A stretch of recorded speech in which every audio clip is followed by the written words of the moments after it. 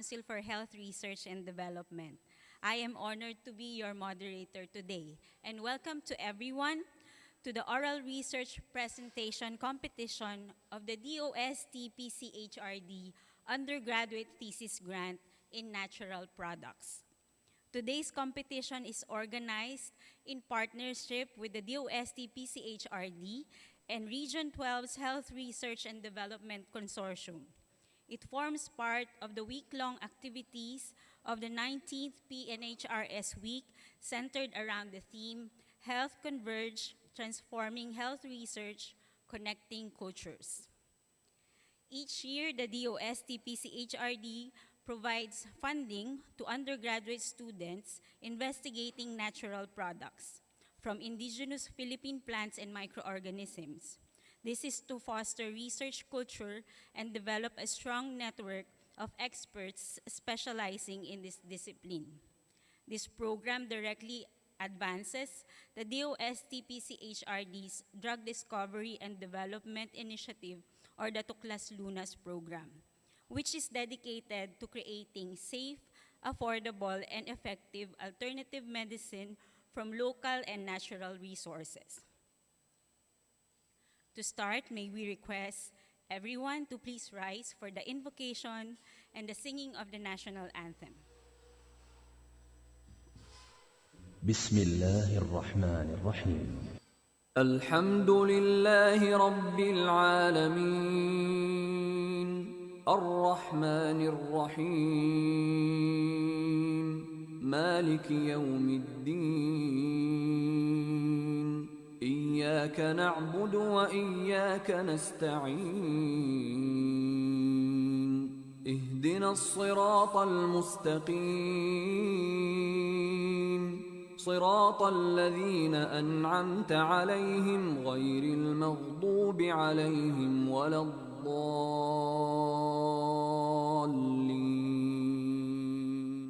Let us bow our heads and put ourselves in the presence of the Lord.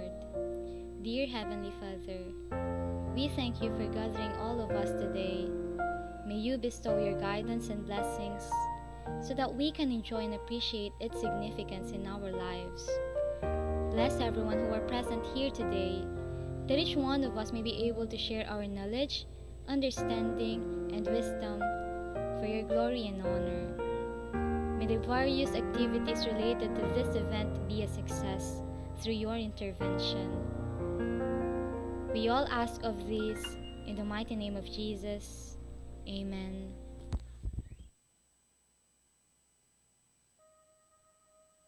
Bayang magiliw, perlas ng silanganan, hanap ng puso, sa dibdib mo'y buhay. Lupang hihirang, duyan ka ng magiting. Sa manlulupi, di ka masisingil. Sa dagat ang tulong, sa simoy at sa langit mong lugaw. May dilag ang tula at awit sa paglayang minamahal. Ang iskap ng watawat mo'y tagumpay na nagdidingding. Ang bituin at araw na kailan pa may di magdidiin. Tumanang araw na buwan, aming magsimba. Buhay at langit sa piling mo. Pinag ang Bisaya na may pahalik. Ang mamatay ng dahil sa'yo.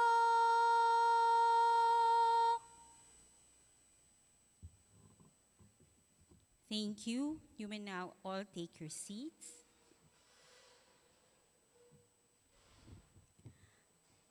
To formally open this competition, we have the Chief Science Research Specialist of the Institution Development Division of DOST-PCHRD, Ms. Joanna A. America, to give the opening remarks.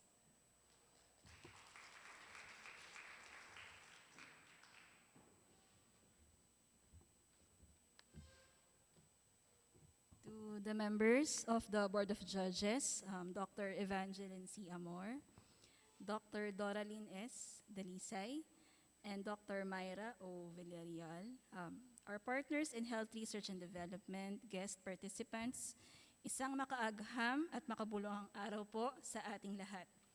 Welcome to the City of Coronadal and to this oral research paper presentation competition for the DOST-PCHRD Undergraduate Thesis Grant in Natural Products. The competition intends to provide young health researchers with opportunities to present their studies and contribute to the growing body of research in drug discovery and development. Recognizing the importance of investing in the next generation of researchers, the Department of Science and Technology, Philippine Council for Health Research and Development has always been supportive of young and budding researchers across the regions, particularly those who explore the potential of natural products from indigenous plants and microorganisms. Through our Tuklas Tunas programs, we support research efforts to develop safe, effective, and affordable alternative drugs from the country's natural resources. And with the DOST-PCHRD Undergraduate Thesis Grant in Natural Products, we enable undergraduate students to pursue original research rooted in science, curiosity, and national interest. We recently conducted a tracer study for the NatProd grantees, and we are very happy to see that most of our grantees pursued graduate studies also in the area and also working in research institutions. And one of our grantees recently also received a scholarship grant for the CIMEO Tropical Medicine. So we're very happy with that accomplishments. So to the finalists in today's competition, we celebrate your commitment to uncovering what nature has been quietly offering. Your projects have become stories of possibility, waiting to be understood, shared, and built upon. As we prepare to witness what you have done, allow me to congratulate you and your mentors, the very proud mentors, for reaching this stage. Your willingness to explore the possibilities found in our natural resources is already an achievement worthy of recognition. With this shared commitment to advancing health research, let this competition be the window into the untold stories of our biodiversity, where every discovery brings us closer to unlocking nature's gifts for the benefit of humanity. We challenge all of you to continue transforming research outputs into meaningful and impactful solutions as we uphold our guiding principle that science for health is science for the nation. Maraming salamat at muli isang makaagham at makabulong araw po sa ating lahat.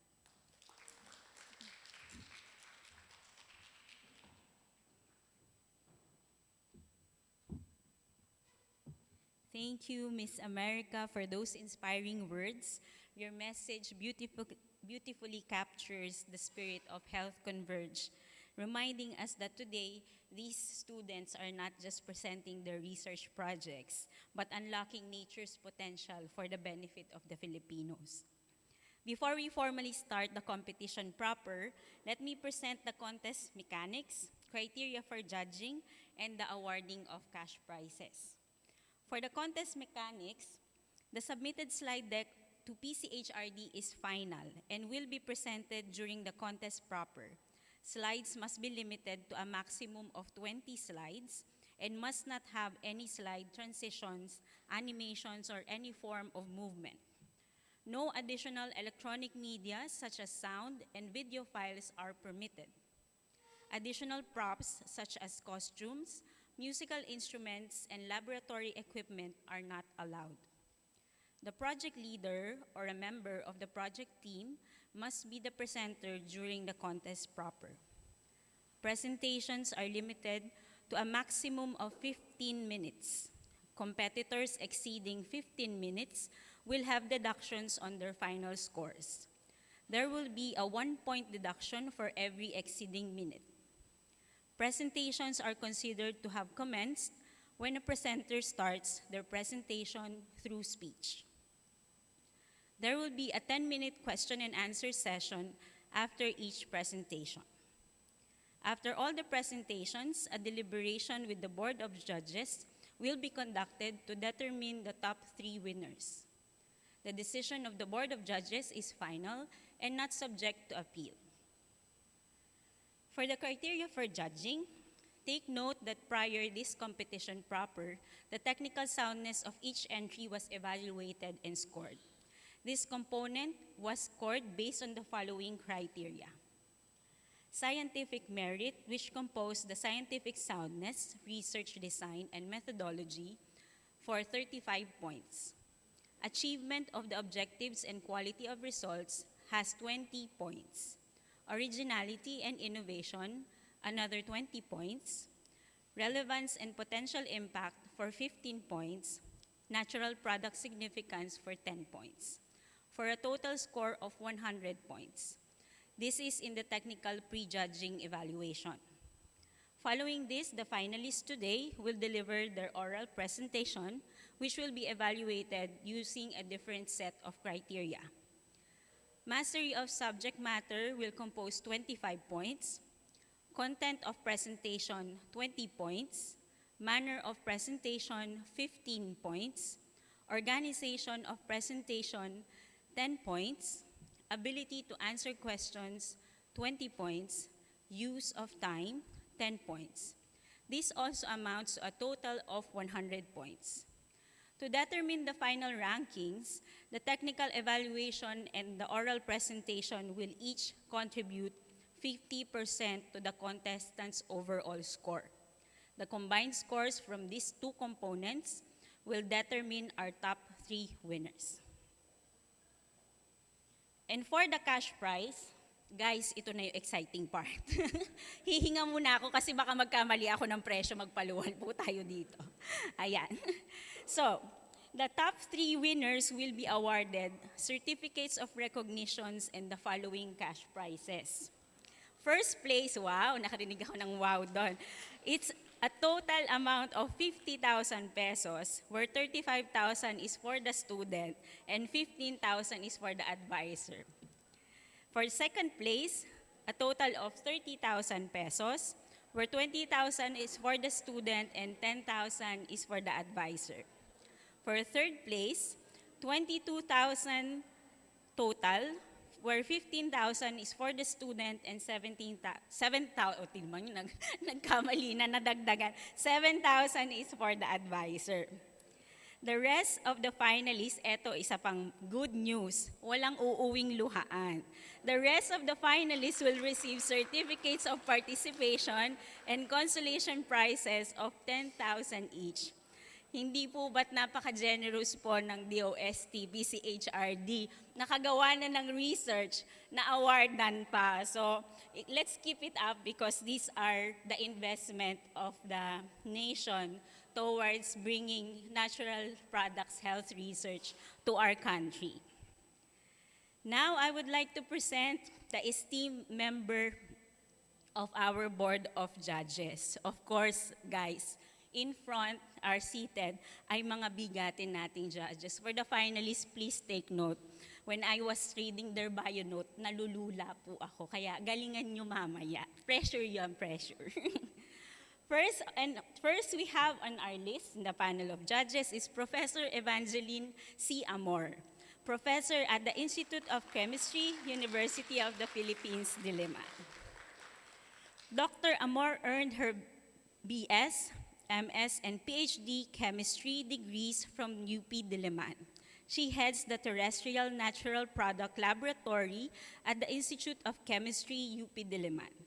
She was one of the program leaders involved in the implementation of a multidisciplinary, multi-agency, and multi-million national research program on discovery and development of health products under the Tuklas Lunas program, funded by DOST and PCHRD.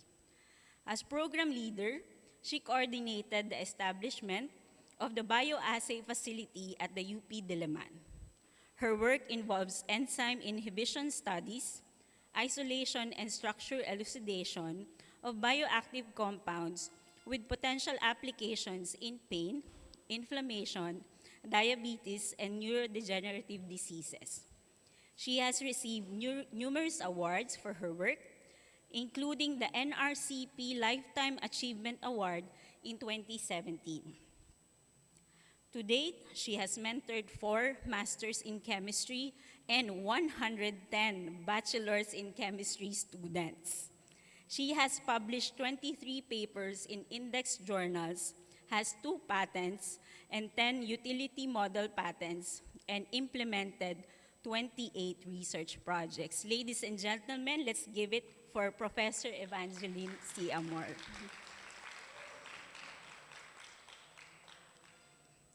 Next, we have Professor Doralyn S. Dalisay, Director of the Center for Chemical Biology and Biotechnology, University of San Agustin.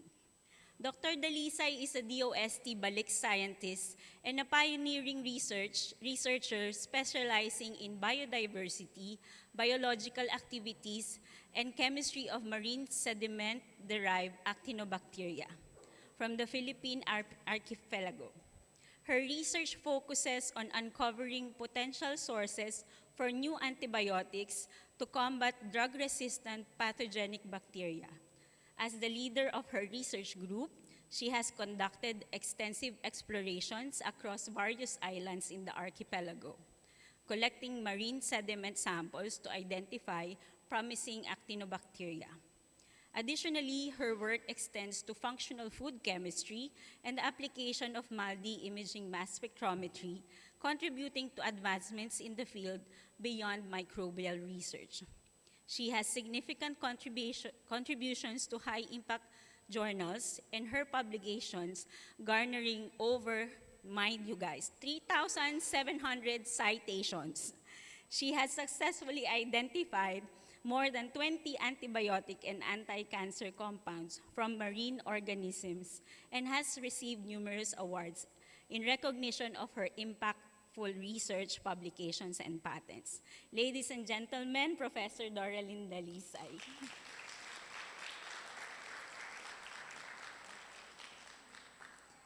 Last and definitely not the least, we have Professor Mayra O. Villarreal, another DOST Balik scientist, now from Aurora State College of Technology. Dr. Mayra Villarreal specializes in cell biology, specifically for functional food and drug discovery research using natural products for therapeutic applications. She earned her bachelor's in agriculture and master's in microbiology from the University of the Philippines, Los Baños, and her PhD in agricultural science from the University of Tsukuba in Japan. Currently, a faculty member at Sophia University in Tokyo and a DOST PCHRD Balik scientist, her research bridges international scientific advancements with local health research and innovation. Her extensive research background includes prestigious fellowship at the University of Montpellier and the University of Oxford's Ludwig Institute for Cancer Research, where she investigated the role of natural compounds in combating cancer. Her work also focuses on providing scientific evidence for the health benefits of bioactive compounds in food, as well as in the utilization and valorization of agricultural byproducts for natural products research to optimize sustainable resource recovery. Ladies and gentlemen, Professor Mayra Villarreal.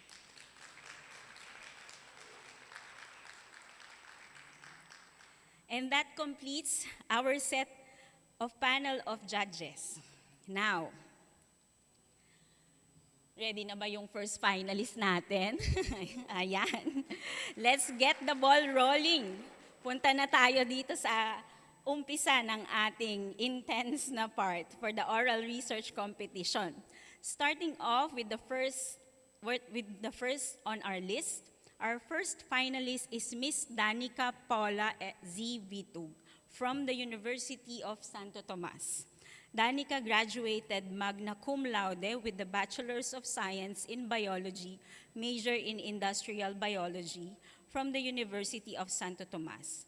She was recognized as the program valedictorian and recipient of the Academic Excellence Award in Industrial Biology. Guided by curiosity and an investigative mindset, she is passionate about natural products, molecular biology, and drug discovery. Under the mentorship of Father Nicanor Austraco, OP, and the instructor Joe Manzano, she was part of a research team that investigated the anti-cancer potential of Aquilaria commingiana extracts against breast cancer cells. Danica is currently pursuing a Master of Science in Biology at the University of Santo Tomas with interest in drug discovery and molecular biology. Ms. Bitug today will present her completed study entitled Characterization of the Effects of Aquilaria species Leaves on the Mammalian Breast Cancer Cell Line, MCF7, Insights from In Vitro and Computational Approaches. Ladies and gentlemen, let's all give her a warm round of applause.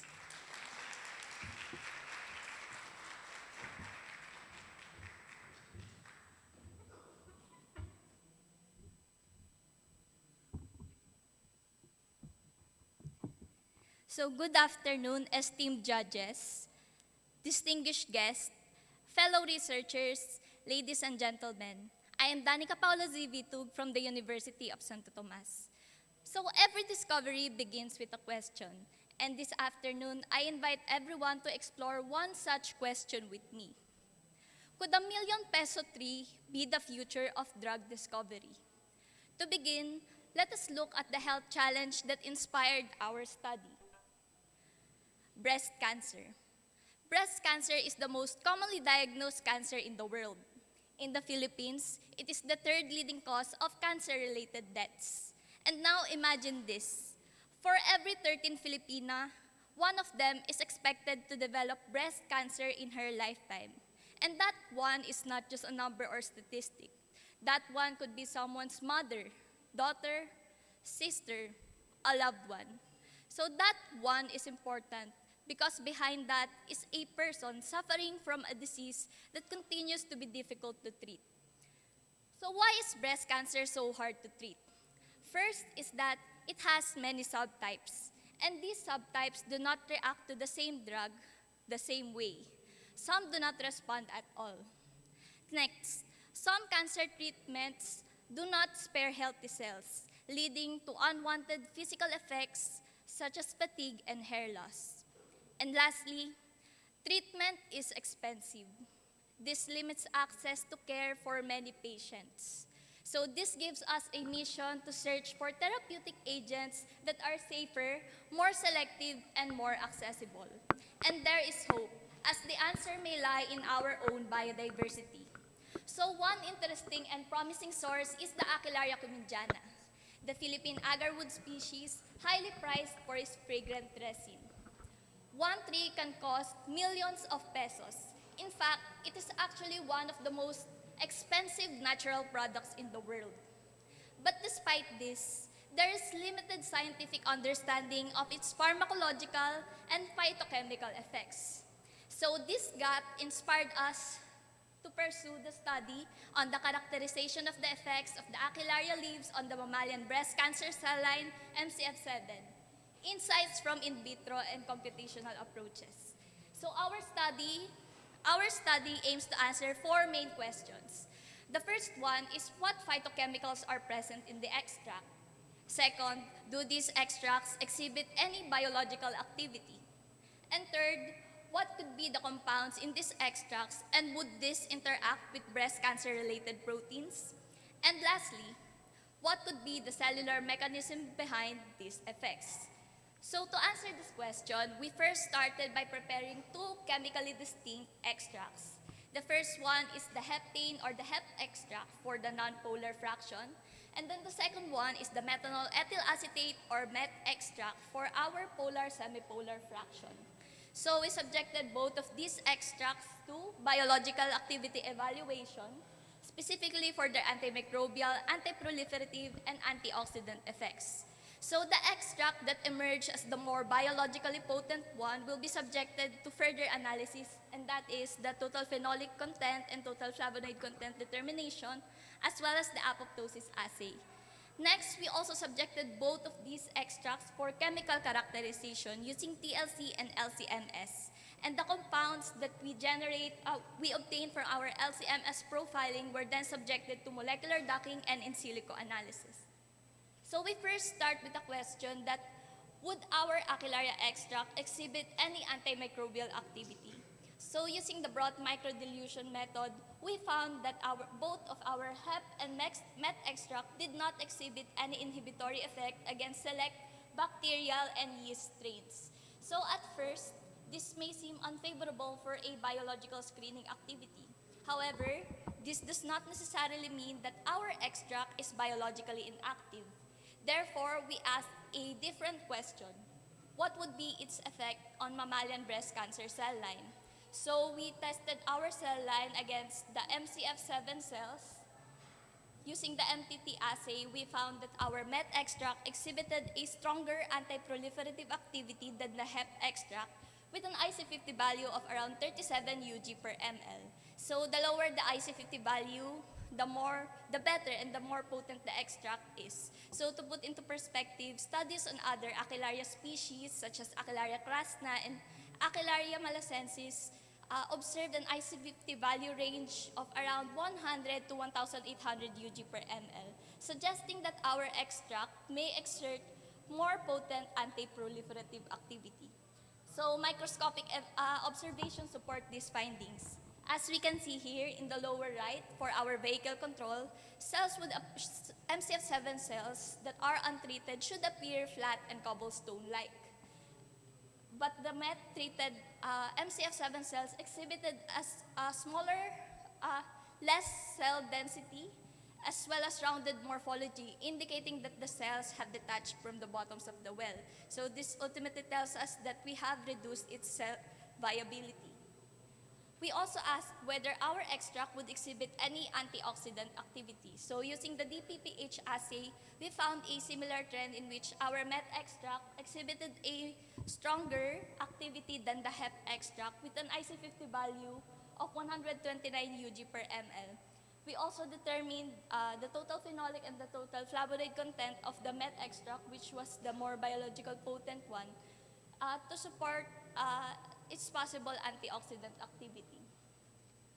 We now move on to the question, what phytochemicals may be responsible for these biological effects? So our preliminary phytochemical screening using TLC and spray reagents revealed the presence of some of the classes such as sterols, flavonoids, and phenols. However, we wanted to create a more detailed and extensive chemical profile of the Aquilaria comediana. Therefore, we subjected it to LCMS profiling, which yielded 52 putative compounds, 14 of which are unique to the MET extract over the HEP extract.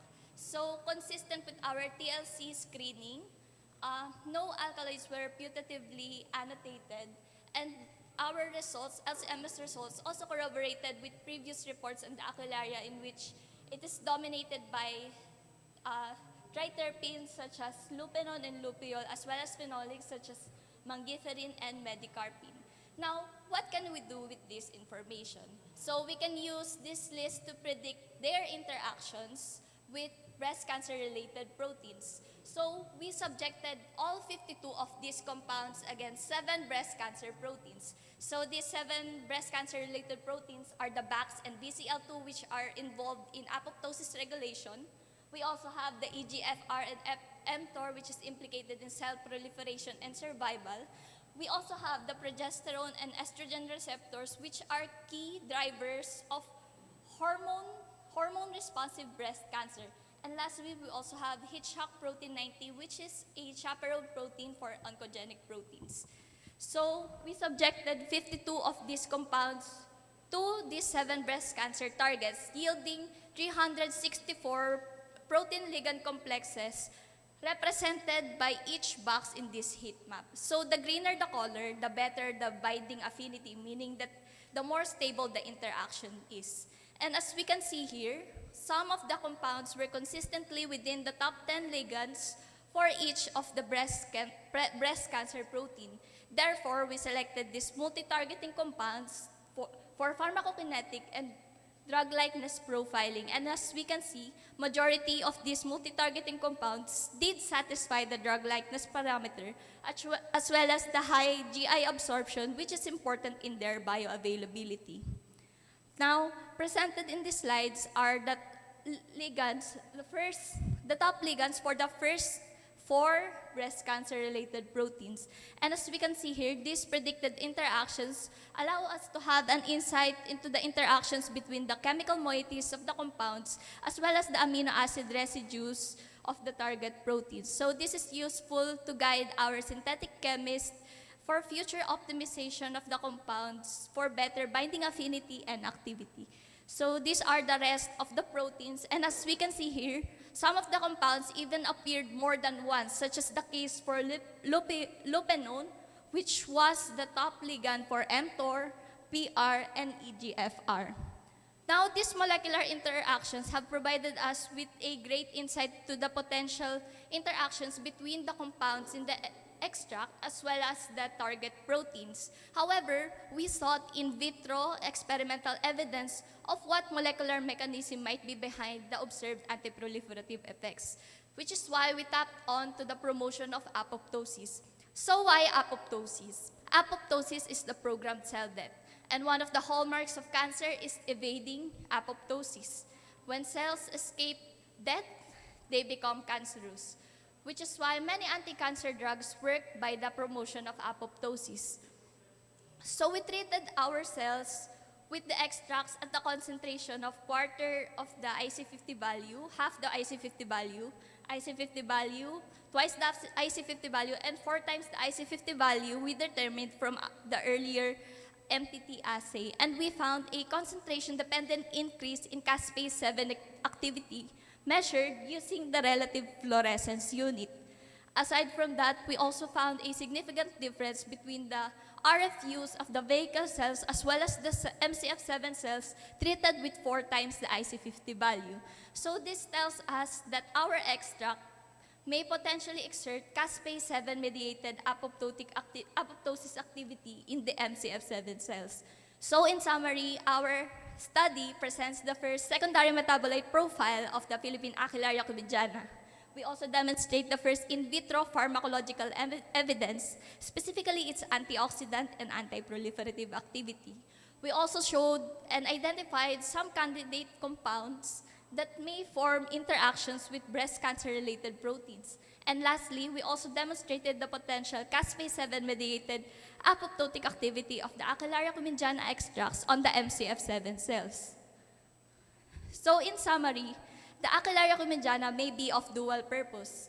Not only is it a valuable source of livelihood, but it can also be a future for breast cancer therapeutics. So going back to the question at the start of the presentation, maybe this 1 million peso tree could really be the future for drug discovery. So before ending this presentation, I would like to express my gratitude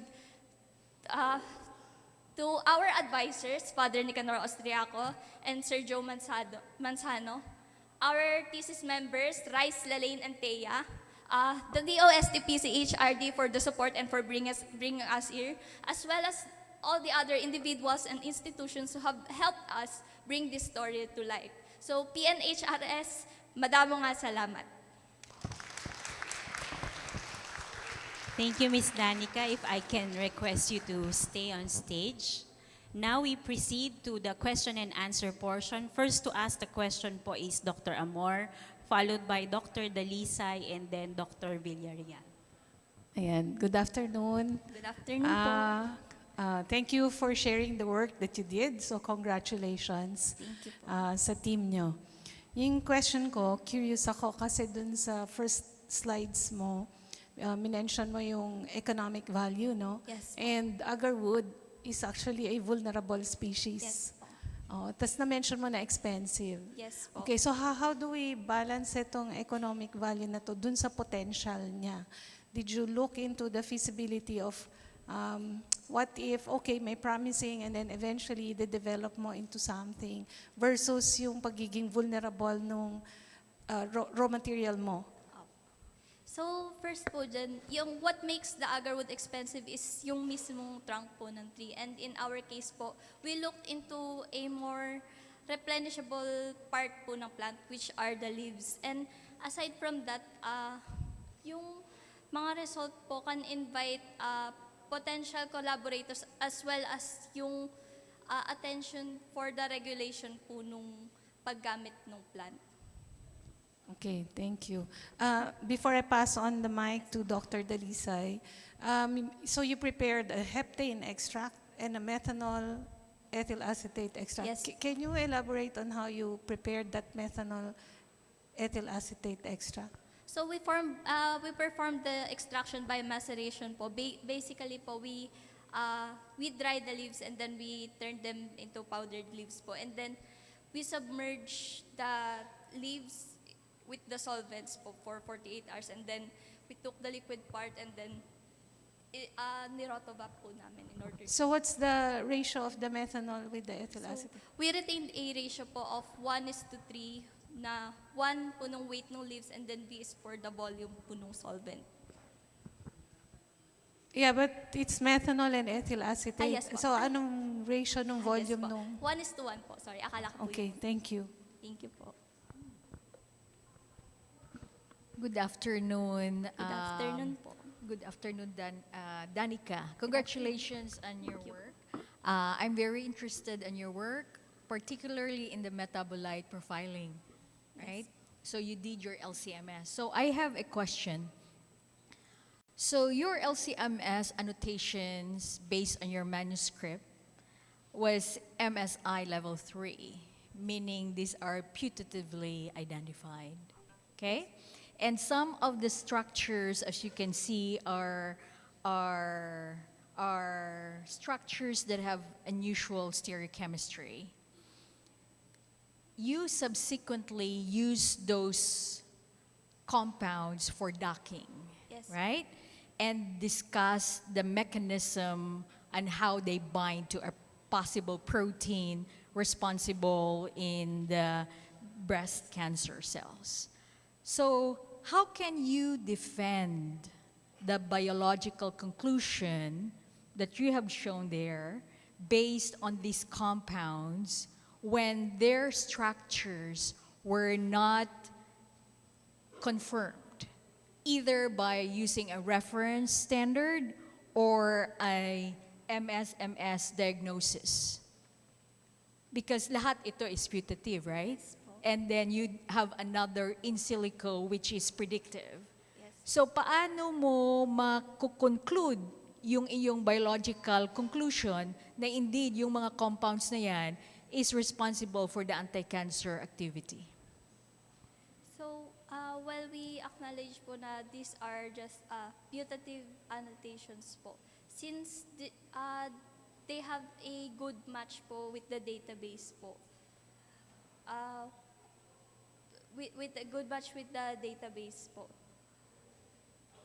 we think that aside po from the in silico part, what really defends our study in terms of its anti-cancer po is yung mga in vitro po na experiment na part. Okay, so sometimes we really need to be careful on how we interpret and give more emphasis that these are the compounds because these are putative. Yes. So perhaps that is something that you have to stress out when you're going to publish this, Yes. based on the putative annotation and not thoroughly giving the activity into the putative form.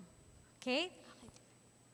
Another question I have is, in your apoptosis, you did an in vitro to support your Yes, work. yes. You did an caspase 3-7 Yes. assay. Okay. So in that, do you know that MCF7 is caspase 3 deficient? Yes po. Okay. So, my question is, how do you distinguish caspase 7 activation from a caspase 3 activity? And can your assay support a specific claim that this is caspase 7 based on, other things such as, for example, caspase inhibitor experiment, or gumawa ka ba ng annexin 5 and PI assay? We did not po. We only performed the caspase 3-7 assay, and we do acknowledge na caspase 3 deficient po yung MCF7, but since the assay can also detect the caspase 7 activity, we use that. Okay, so pero hindi mo ma-distinguish kung yung activity is through caspase 7 inhibition or activation ng caspase 3? We based from our results po, we can only conclude po from the caspase 7 activity. Okay, thank you. Thank you po. Okay, hello. Congratulations for making it this far. Thank you. I have several questions, but how much time do I have? Okay. Okay, so my first question was actually similar to Professor Amor. The second one,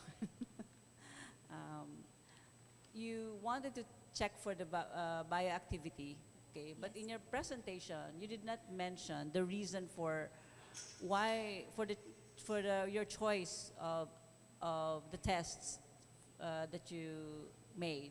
So first, you wanted to check for their antibacterial, okay? But you did not explain why you wanted to do those. At the same time, why choose staph, tama ba? Staph and E. coli, so for example. So, and then after you got the negative results for your antibacterial and antifungal, you performed anti-cancer test using MCF7 cells. So, Yes. what were your basis for choosing those? What was your basis or your reason for choosing those organisms or tests for this extract? Okay. So for the main, sorry po. Yes po. Yes po. Yeah, please answer my question. Okay. So the main objective of our study is to really evaluate its anti-cancer effects. So that was our main goal. So we chose the MCF7 po, since it is the hormone responsive type of breast cancer, and it is the common type of breast cancer being diagnosed. As for the testing the antibacterial and antifungal activity, since there are no currently published or any studies on the pharmacological properties of the Aquilaria cumingiana, we also wanted to explore that pod, which is why we conducted that experiment. And then for the choice of organisms, we have the staph for representative gram-positive, as well as the E. coli for the representative for the gram-negative. Okay. You presented your LC-mass profiling, Yes. and you highlighted the 14 extracts, or rather the compounds that are unique to the MET extract over the HEP extract. And then you proceeded with the ligand protein interaction. And lupinone, I've used lupinone before, so my attention was caught by that compound, is not even part of that 14. So what was your basis now for doing the key ligand protein interaction? What was your basis for choosing the compounds? You tested all? Yes po. And then, yes po. what was the basis for this highlighting this 14 unique compounds? So we highlighted po the compounds that were found to be unique in the MET rather than the HEP. And then for the protein interaction part, we did subject all of the 52 po for the molecular docking part. And lupinone happens to be one of the ligands that consistently performed or showed stable interactions with the proteins po. Okay, so having that, I was expecting that you would link your highlighted 14 to your key ligand interaction, but I was disappointed anyway. Another one is, I will pretend that I haven't done any anti-cancer test. What was your basis for choosing the tests that you performed? Antioxidant, considering that antioxidant property has already been reported based on your literature of review, and the other tests, caspase activity, for example. What was your basis for choosing those tests? So for the antioxidant activity po, there are no reports po specifically. Well, there are reports in other Aquilaria species. For Aquilaria comediana po, there are currently no reports po. And then for the choice of the assays, these are some of the limitations as we are limited with what was available and what was easily procurable in order to ensure that we will be able to finish the study within the given time frame po. Maybe just a comment. In your introduction, you mentioned 1 in 3 Filipina is expected. I think this is more about probability, Yes. not really, it's not something that's going to happen, but more of a probability. So maybe I would just like to caution you with the choice of words. Yes. Ayan, Okay. yun lang. Thank you. Thank you po. Can I have one last question? Yes. So agarwood is based on a wounded tree, right? Yes. And it has an inoculant. It could either be a mixture of bacteria. So when you are doing your bioprospecting, what were your basis that that particular tree will be your subject for bioprospect? So in our That's the first question. Yes. And my second question, how many trees have you, how many of agarwood, how many Aquilaria species agarwood have you collected and tested for the extract? Dahil parang dito isa lang extract, isang kahoy lang ba ito? At ano yung basis mo, bakit yan yung kahoy na kinuha mo from the many agarwood that is inoculate, that has may mga inoculant?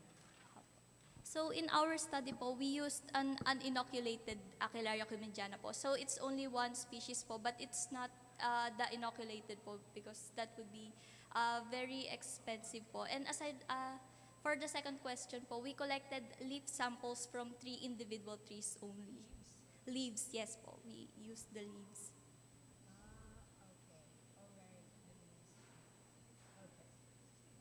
Thank you po.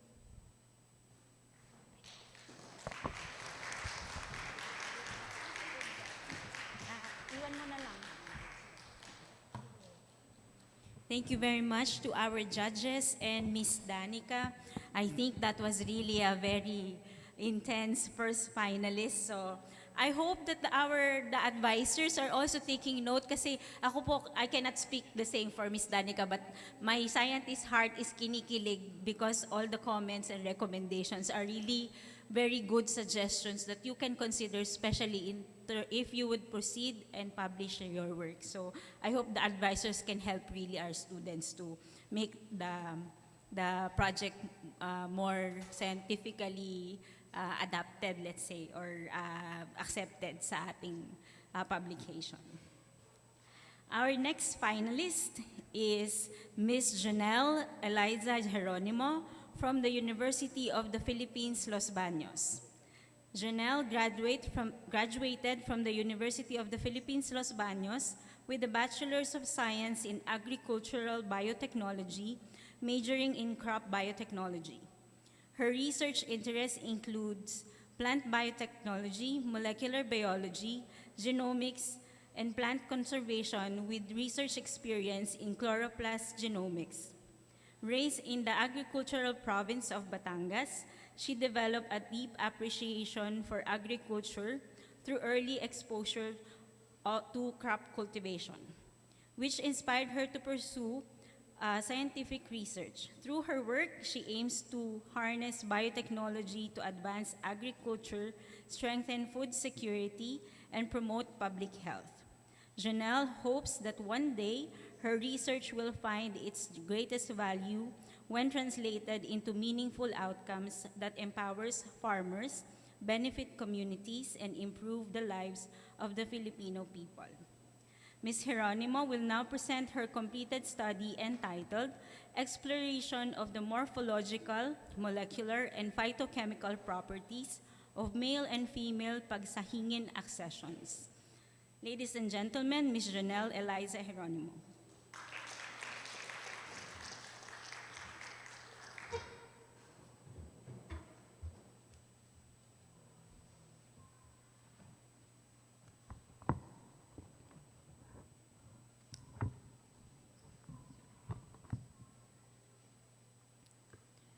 So before I officially start my presentation, may I kindly ask first, who among here comes from the Bicol region? Or anyone familiar with pili or pili nuts? May see some hands. Right. So I see approximately, probably around 10, should I say? How about anyone who is familiar with sahing or Manila elemi? Anyone? Right, thank you. How about pagsahingin? No one. Interesting.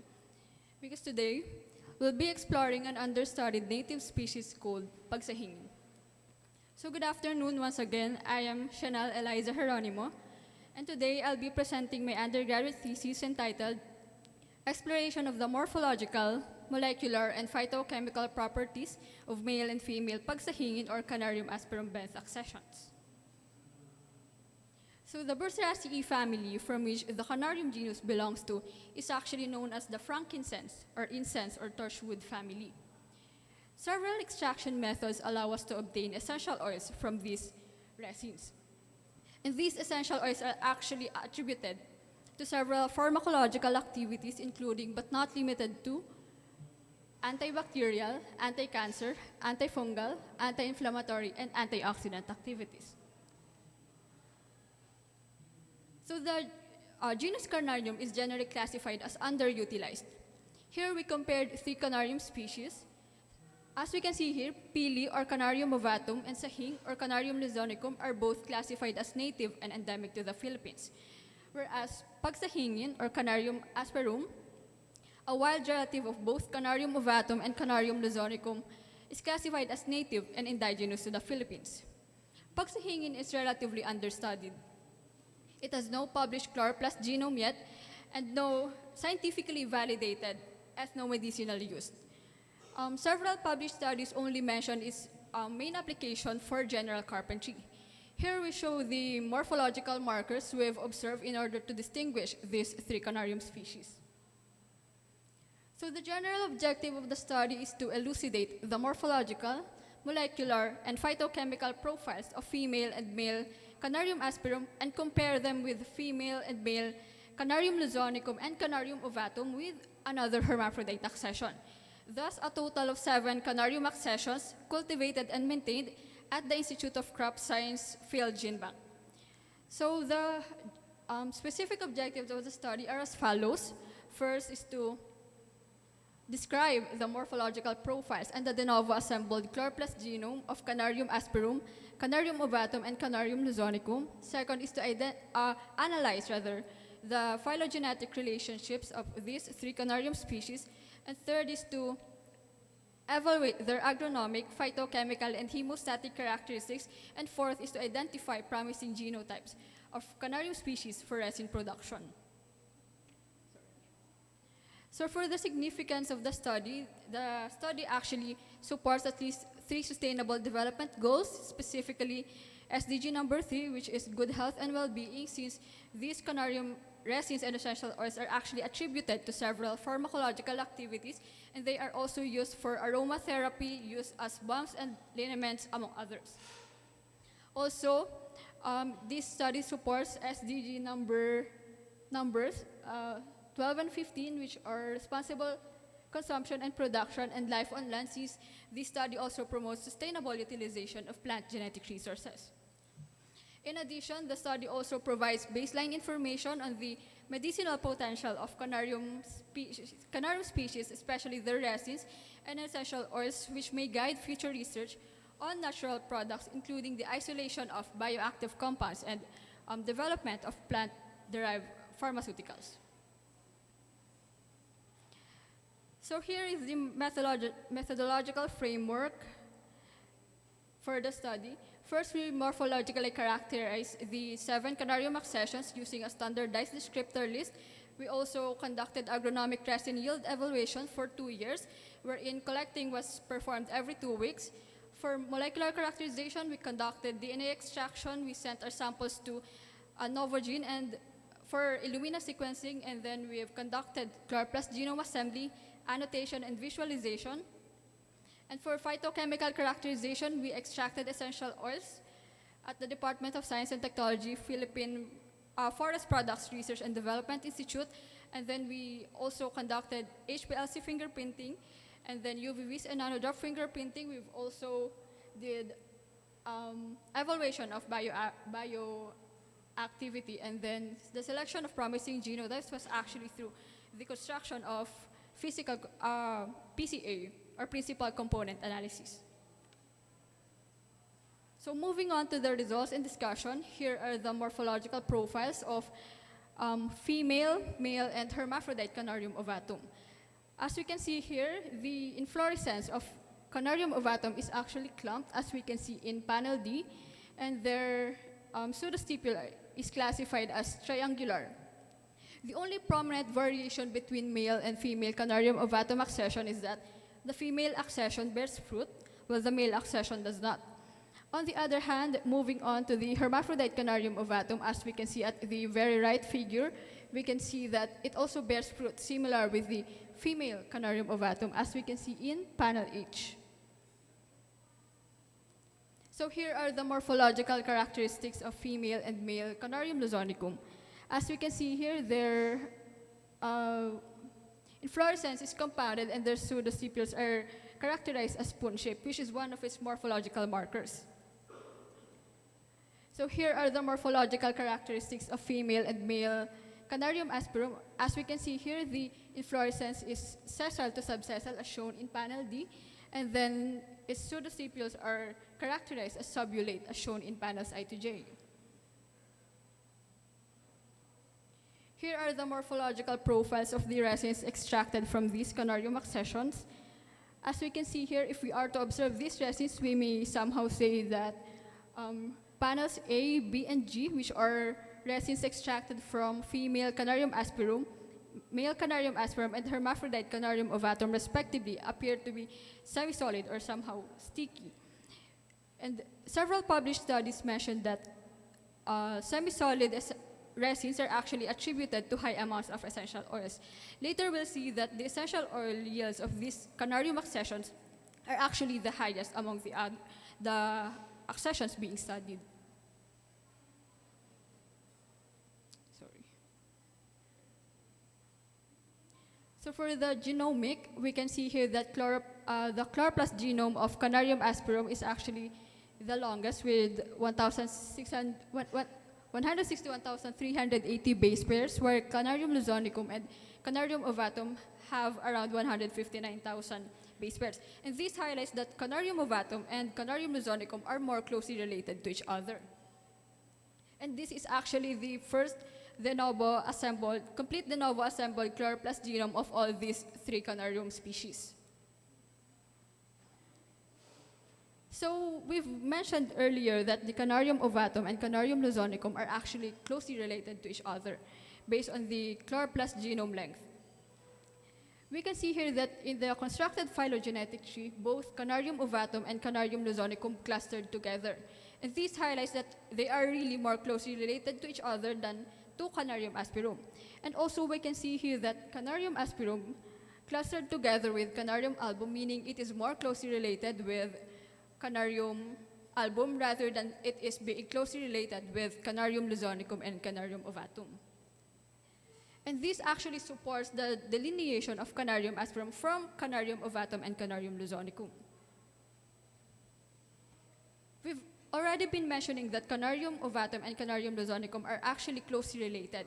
So here we also observe in the junction site comparison that these two Canarium species actually have very minimal variations when it comes to their junction sites. As compared to Canarium asperum rather, it really varies compared to Canarium luzonicum and Canarium ovatum. And this further highlights that Canarium ovatum and Canarium luzonicum are more closely related to each other than it is to Canarium asperum. So here are the morphological profiles of the essential oil extracted from these resins. As we can see here, there are variations in the physical properties of these essential oils. Specifically, Canarium asperum essential oils are colorless compared to other Canarium accessions. So here are the spectral profiles of the essential oils extracted from these canarium accessions.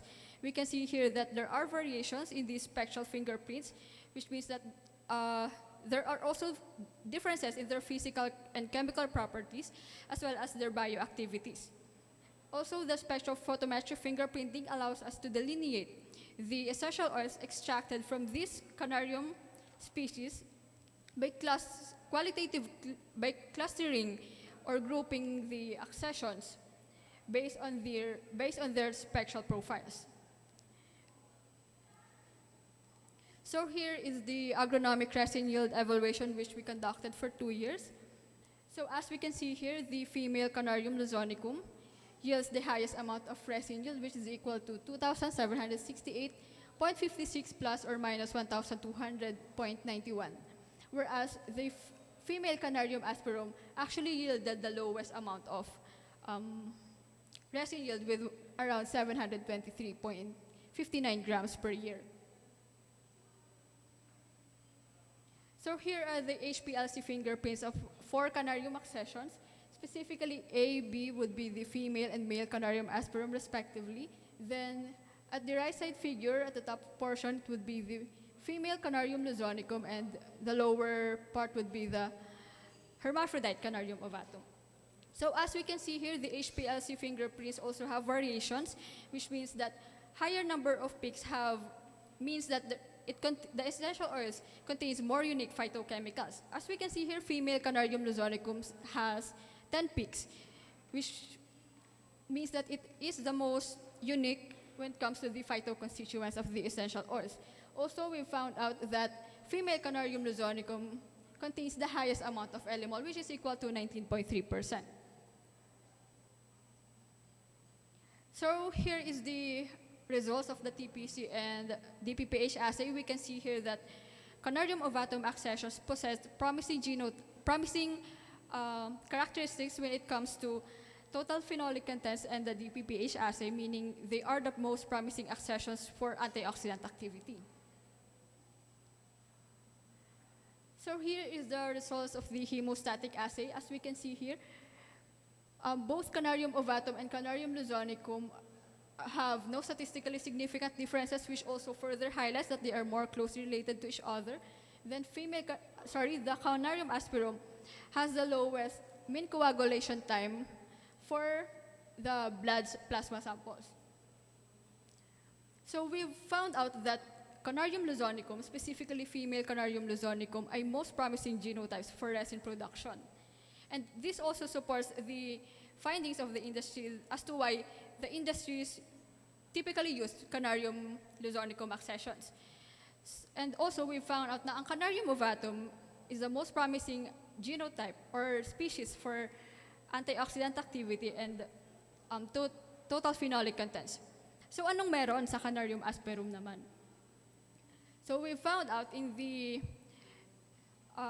essential oil yield evaluation that Canarium asperum, specifically male Canarium asperum, possess the highest amount of essential oil content yield per year. And also we can see here in the PCA that both Canarium asperum, specifically the female and male accessions, yielded the highest amount of elemol. Specifically, their essential oil recovery would be 13.8% for female Canarium asperum and 14.6% for male Canarium asperum. So for the conclusion, we've observed morphological variations across accessions. We've also found out that the plastome length of Canarium asperum, and there are variations in the chemical constituents resulting in variation in bioactivities. We've also found out that female Canarium luzonicum is the most promising genotype for resin production, and male Canarium asperum for essential oil production. And for the recommendation, we recommend to explore on other extraction methods. We also recommend to explore on phytochemicals from other plant parts and expand to geographical regions. We also recommend the sustainable utilization of plant genetic resources and explore on the pharmaceutical applications of Canarium asperum. So I would like to thank the Departments of Science and Technology, Philippine Council for Health Research and Development Institute, the DOST FPRDI, the DOST Picard, the Crop Breeding and Genetic Resources Laboratory headed by my advisor, Dr. Renario Gentilian Jr. And, sorry. Before I finally end my presentation, I would like everyone to acknowledge that the Philippines has identified 10 identified Canarium species, which are native and or endemic in the Philippines. And we've only studied 3. So how about Canarium gracile or Canarium uriphyllum? How about Canarium denticulatum? So the research continues. That's all. Thank you. Thank you very much, Janelle, Eliza, for your presentation. For the question and answer portion, we will start with Dr. Dalisay, followed by Dr. Villarreal, and then Dr. Amor po. Thank you, Zenel. Sayanel. Okay. So your work has a lot of results. And I'm wondering, how many years have you done this? The agronomic resin yield evaluation was actually conducted for 2 years, following the improved tapping method published by the DOST FPRDI po. Then resin collecting was actually conducted every 2 weeks. Okay. But the rest of the parameters were measured for actually 2 sems, so it's basically approximately 10 months, I would say. Okay, and dyan pumasok yung PCHRD mo na Natural Products Thesis grant. Yes. Okay. Okay. So my question is this. You compared male, female among the 3 species, and it was not clear how many males, how many females have you looked into, because your conclusion is very strong that you say female Canaria species has this resin, the male has this volatile or the oil. Can you look into that? Can you answer how many? Okay. So we actually studied 7 Canarium accessions. So basically, for each species, we only studied 1 male Canarium species and 1 female Canarium species. So basically, since we studied 3 Canarium species, we looked into Canarium asperum, Canarium ovatum, and Canarium luzonicum. So each of those 3 species only has 1 female accession and then 1 male accession.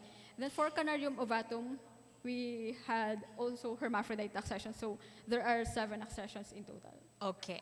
So with that 1 male and 1 female in particular accession, how can you distinguish a true sex effect on, for example, on the resin formation, or a consistency of its resin, or other flower or leaves on that is responsible for the natural product that it gets? Dahil isa lang eh. Statistically, you think that is sound?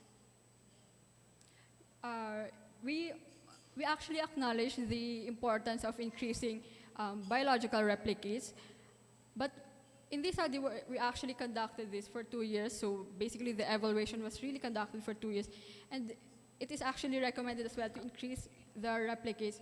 But then again, we also looked into the essential oil yield and it's like the allocation of resources of these accessions. For example, we noticed that the female Canarium luzonicum actually yielded the highest resin yield. However, we also looked into the male Canarium luzonicum, and we've recognized that it is also a promising genotype for resin production. So we've actually looked into the other phytoconstituents as well, that maybe the allocation of resources favors the essential oil production rather than the production of other phytoconstituents. So we've also considered those things. Yeah, okay. So your work is really good, but I Thank think you. one flaw there is you only look into one sex type, and you are emphasizing that. So, pwede siguro natin i-tone down yun, no? Dahil sinabi mo, female ito yung ginangyari, and male ito. So, future recommendation mo look into more sex samples para statistically relevant. Okay, one last question. I've seen your HPLC trays. The HPLC trays, you have there, sabi mo, yung female has 7 peaks that you have identified. Female Canarium zonicum po Oo. has 10. 10. Ano yung 10 na yan na mga peaks based on your HPLC peak? Unidentified po actually. Okay. So where is the Elimol peak there based on your quantitation? It was really not determined po by the when we sent our samples, but several published studies mentioned that the identity of the compounds is more attributed to the highest peak. So I would say probably the peak number 9. Okay, so guessing is not really a good part of research. So this is natural product. We need to know kung ano yan dyan. So that is another thing that you need to improve with your study dahil sayang eh. So what is that big peak? Yan ba yung Elimol? Dahil sabi mo dyan, Elimol quantification. Is that the highest peak or yung pinakamaliit na dyan nag-elute sa 15? So that is somehow hindi clear sa akin. Okay? Thank you. Thank you po.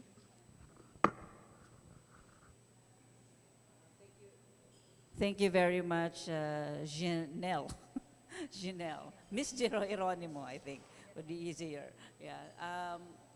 This is a very good study, but maybe if I may just give my comment first. I had to really dig deep to find the NAT-PROD relationship the first time that I saw your paper. So I think if you want to really focus on NAT-PROD here, I think what you want to say is that you explored the genomics aspect in order to find a relationship between the resin production with the genomics of these pili relatives, right? In the context of getting essential oil, which is the NAT-PROD, important NAT-PROD component of your study. I really appreciate that you're working on this. You mentioned that there are actually 10 species of Yes. Canarium, okay? But that actually deducted you some points because you extended the time, but you, which is, I don't know if I should consider this a point, but you were deducted points for exceeding the time. My question is, for the resin, you collected resin from all your samples in one of your slides, in your results. May I know when you collected this resin, did you all collect them at the same time, same month, same season? For the resins that you, yeah, that slide. When did you collect the resins? Did you collect them all at the same time, at least the same week? Yes po. We've collected these resins po at the same time for 2 years with 2 weeks interval from these 7 Canarium accessions. So what do you mean by 2 weeks interval? So you collected for your C. asperum, you collected it this week, and then 2 weeks later you collected from C. luzonicum, female, and another 2 weeks. So could you explain more about your collection scheme or your schedule? Okay. So we actually followed the improved tapping protocol published by the DOST FPRDI po, in which the Canarium accessions were actually selected by the DBH at least 30 centimeters, and then the recommended size for the first incision would actually be horizontal cut with...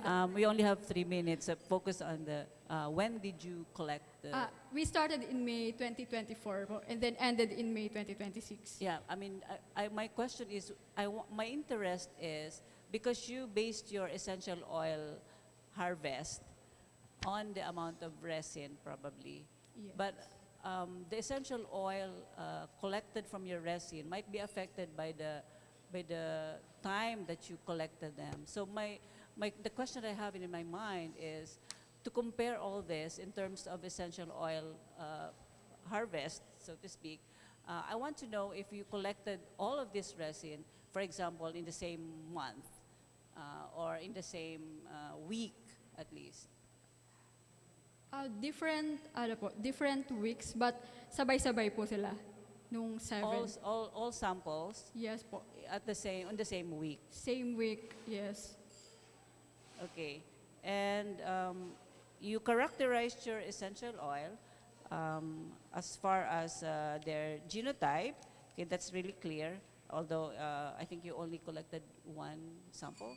And you mentioned about the scent and the color.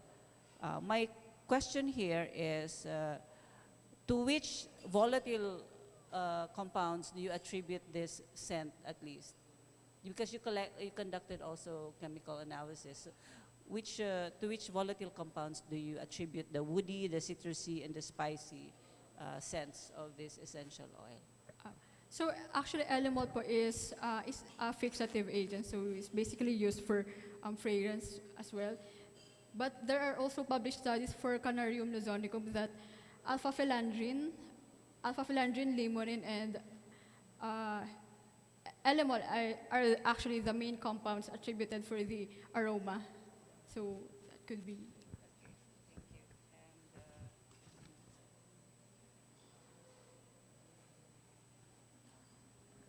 In your conclusion, or at least in one of your last slide, you mentioned that the female Canarium luzonicum is the promising genotype for resin production, elimol, and then the male C. asperum produces the highest essential oil amount. So so having this promising genotype for resin production, you could assume that it would also give you the highest essential oil. So what's the reason for this? I would assume that it would be at least parallel, right? That the one that produces the most resin would also be producing the highest essential oil. So what's the cause of this? You have two different types giving you this different result.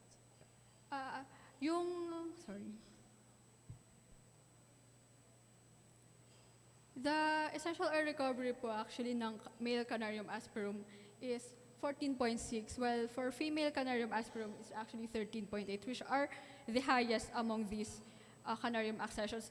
Hindi lang po siya namin nalagay here sa PowerPoint, but we've tried to exhaust the resin yield for both years, and then we've estimated the essential oil amount yield po nito accessions based on this essential oil recovery, and we've determined that male Canarium asperum really yielded the highest amount of elemol, which actually around 203 ml per year, and then other Canarium accessions yielded around 121 to 151 ml only po. Okay, so if you have to choose only one, which one would you recommend to be planted? I mean, in big numbers in the Bicol region, for example. Which one would you suppose would be your priority if you're only to choose one? Can I say it depends on the goal? I would say if the goal is actually for resin production, I would say female Canarium luzonicum. But for essential oil production, I would say Canarium asperum. So you're saying that the amount of resin that you collected in the other is not really useful for essential oil? Although it produces a big amount of resin? It's also useful po kasi we've also determined that female Canarium luzonicum really yielded the highest amount of resins, and even the elemol content, which is actually a biochemical marker that industries are eyeing for. So we've acknowledged as well that, so I would say as well that female Canarium luzonicum is also really a promising genotype. Thank you. So congratulations again sa work na ginawa niyo. Thank you po. I have two questions. So the male Canarium ovatum showed the highest DPPH inhibition, and then the female Canarium ovatum had the highest phenolic content. how do you account for this, for the antioxidant activity or the higher antioxidant activity in the male despite the low overall phenolic content, phenolic concentration? I would say it also depends on the potency of the phytoconstituents. Maybe the male Canarium ovatum has the highest percent inhibition, since we acknowledge that the antioxidant activity is mainly related to or mainly attributed to phenolics, but we've also account that there are also other phytoconstituents in which we can attribute the antioxidant activity, such as terpenes. There are also coumarins, eugenol, and etc. that can be attributed. So maybe there are a difference.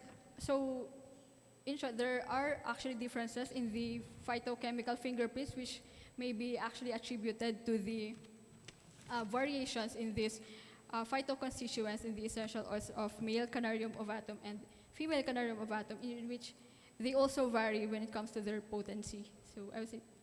Okay, thank you. And the second question is based on your hemostasis assay. So the Canarium essential oils had prolonged APTT, so therefore anticoagulant activity, correct? Yes, po. So, but how do you reconcile this with the ethno claims of the resin being used as a topical hemostatic or bleed stopping agent? Oh, actually, we recognize as well that essential oils from these Canarium species are actually attributed to wound healing properties.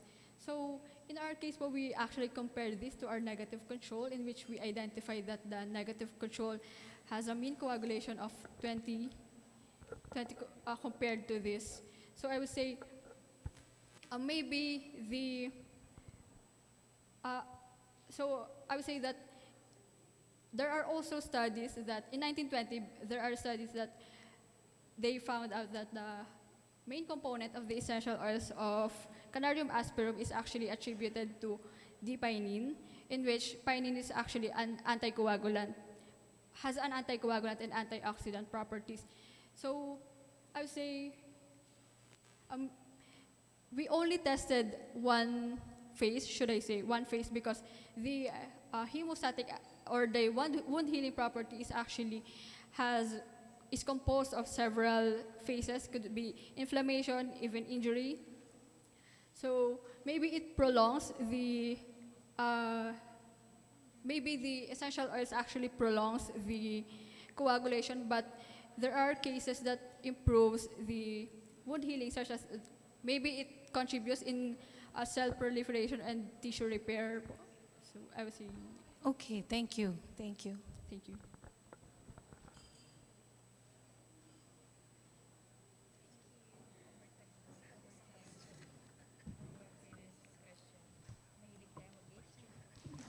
Thank you very much, Janelle. And thank you very much to our judges. So far, so good. We're down to our 2 participants last, and then next to our 4 finalists. Our next finalist is Mr. Frederick E. Uy from Southern Luzon State University. Frederick did not always see himself as a researcher. Like many students, he started out simply trying to keep up, attending classes, studying hard, and figuring things out one step at a time. But somewhere along the way, a genuine curiosity for research took root, turning ordinary coursework into a passion for discovery. That curiosity carried him to becoming a cum laude graduate in the Bachelor of Science in Biology degree from the Southern Luzon State University in Lucban, Quezon, and later a recipient of the research grant from the DOST PCHRD. What began as an ordinary academic journey has since grown into a genuine pursuit of scientific inquiry, proof that curiosity, consistency, and hard work can quietly shape an extraordinary path. Today, he presents his undergraduate thesis entitled Hepatoprotective Activity of Matured and Unripe Sabapils Against Acetaminophen-Induced Hepatotoxicity Using Sprague-Dawley Rats. Let us all give a warm of applause to Frederick Uy.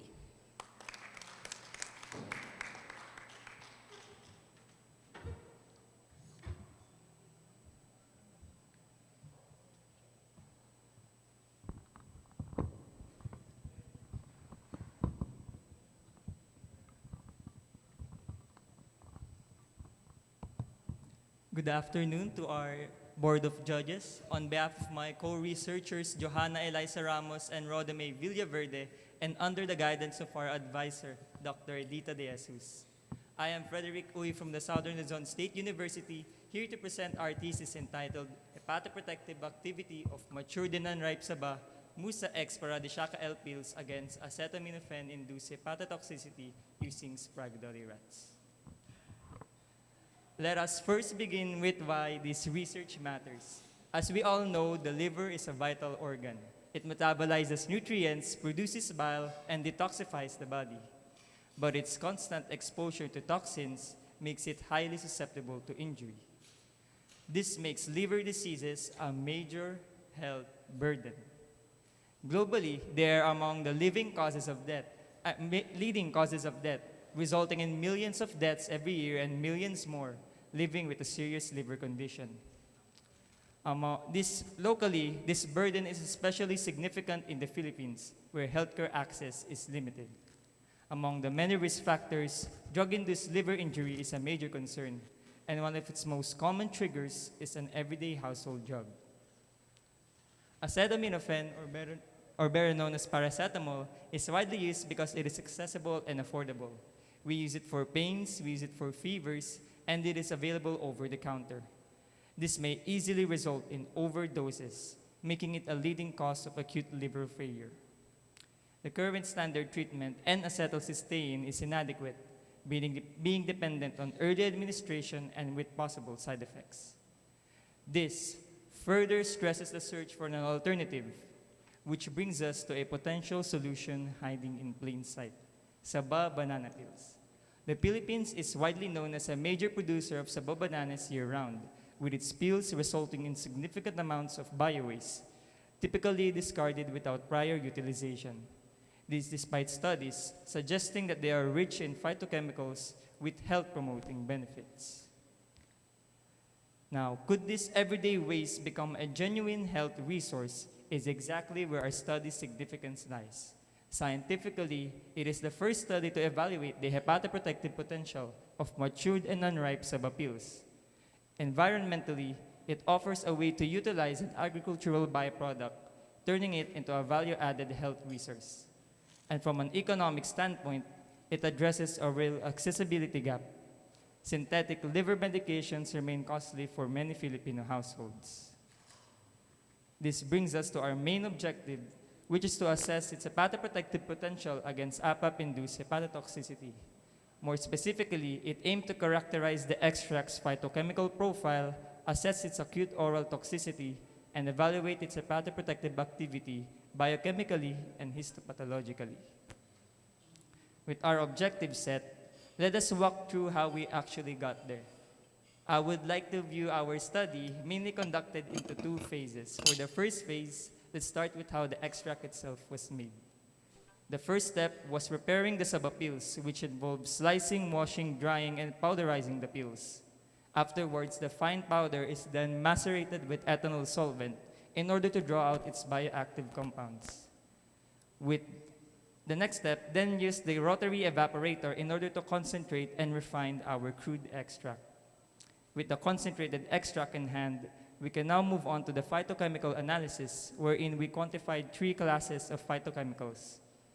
Namely, total phenolic content was measured using the Folin-Chacal-2 assay, total flavonoid content using the aluminum chloride colorimetric method, and the total tannin content again is the Folin-Chacal-2 assay at a different wavelength.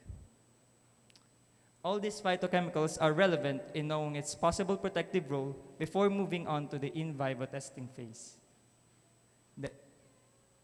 The in vivo testing phase used live Sprague-Dawley rats in order to test the extract's effects. Prior to any experimentation, all procedures should be approved by the Institutional Animal Care and Use Committee and authorized by the Bureau of Animal Industry. Afterwards, we can now assess its acute oral toxicity using the OECD test 425 or the up and down procedure, wherein 3 rats were given the limit doses of 2,000 milligrams per kilogram of body weight. Afterwards, the next steps involve assessing its actual hepatoprotective activity. This was first done by inducing liver damage in the rats and then treating them with our extract to see its effects on the blood enzyme levels. Afterwards, liver samples were collected and histopathologically analyzed to see its structural effects on the liver. Let us also walk briefly our experimental setup, since our design is what directly answers our objective. After an acclimatization period of 7 days, you could see from our setup that groups 1 to 4 were administered with APAP daily for a period of 14 days.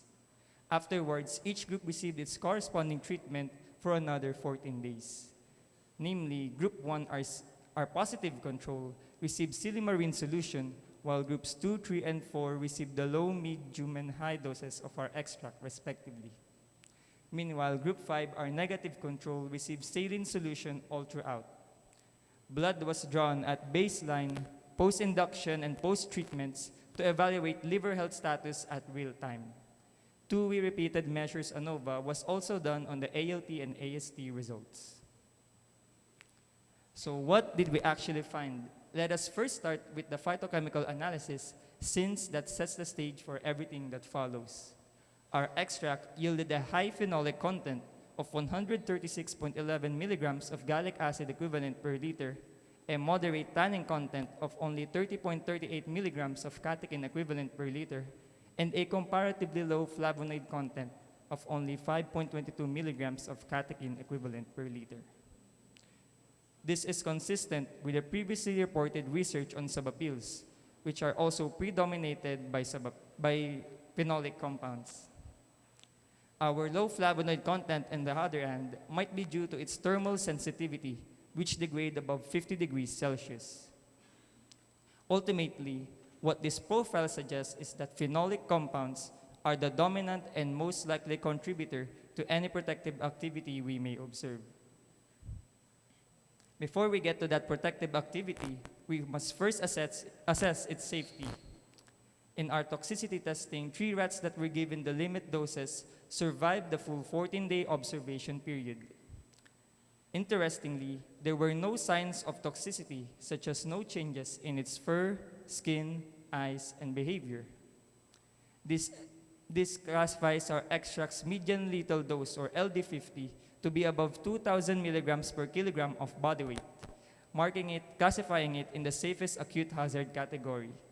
This is consistent with other toxicological reports done on the Musa paradisacapil extract, and collectively, this suggests that our extract is a promising source of safe and health-promoting phytochemicals. Now to the core of our results, let us look at our biochemical findings, starting with the first enzyme, alanine aminotransferase, or ALT. As you could see from the figure, after administration of APAP, we could see a sharp spike in ALT levels well above the normal reference range. It is important to establish here that the higher levels of these enzymes indicate liver damage, as the liver cells degrade and eventually leak these enzymes into the bloodstream. Among our extract treatment group, our high-dose group achieved an efficacy comparable to that to silimarine, achieving an ALT level of 117.78 units per liter to silimarine's 108.66 units per liter. We observe a nearly identical and equally promising pattern with the second liver enzyme, aspartate aminotransferase, or AST. Again, we could see a sharp spike after induction and a progressive decline after treatment. Again, our high-dose group achieved an efficacy comparable to silimarine, achieving an ALT level of 115.14 units per liter to silimarine's 152.62 units per liter. From both enzymes, we observed a clear dose-dependent response. The greater the dose, the greater the recovery. This is supported by 2-way repeated measures ANOVA, which confirm a significant effect in both time and treatment group. Numbers on the page are convincing, but let us look at what was actually happening inside the liver tissue itself. Our saline-treated negative controls in sections A and B showed normal hepatic architecture. This is seen as having an intact central vein, radiating hepatocyte cords, distinct centralized nuclei, and clear sinusoidal spaces. In contrast, our hepatotoxic control, which only received APAP, shows signs of severe liver injury. This is seen as extensive centrilobular necrosis, sinusoidal congestion, ballooning degeneration, and marked inflammatory infiltration. So both of this gives us a clear structural baseline, but how does our treatment groups compare against that baseline? Silymarin-treated livers in section A showed substantial protection with minimal degeneration and regenerating hepatocytes. Our low-dose group in section B showed partial recovery with cytoplasmic vacuolization and residual sinusoidal congestion. Our medium-dose group in section C showed more substantial improvement with restored cytoarchitecture and fewer necrotic foci. Most notably, our high-dose group achieved near complete restoration of normal hepatic architecture, mirroring that of the silymarin-treated livers. This dose-dependent structural recovery directly validates our biochemical enzyme data. So how does our extract work? In order to understand its mechanism, it is also important to know how APAP harms the liver. In an APAP overdose, a toxic byproduct called NAPK is produced, which causes massive oxidative stress, leading to mitochondrial dysfunction, ATP depletion, and the onset of inflammation, all of which eventually destroys the liver cell. We propose that phenolic compounds present in our extract act via 4 complementary pathways. First, phenolic compounds present in the extract help scavenge reactive oxygen species present caused from the oxidative stress of NAPK. Second, they help restore depleted antioxidant enzymes such as superoxide dismutase, catalase, and glutathione peroxidase. Third, they help suppress NF-kappa B-mediated inflammatory signaling, which helps suppress the onset of inflammation. And fourth, they help activate the NRF2 antioxidant response pathway, which upregulates the liver's own detoxification enzymes. This multi-pathway mechanism is a meaningful advantage over N-acetylcysteine, which only works through glutathione replenishment alone. These findings are consistent with the broader literature on the Musa genus, which have confirmed hepatoprotective effects of the Musa species peel, seed, and fruit extract. Together, these findings support what we consider a class-level hepatoprotective activity, driven largely by their shared phenolic composition.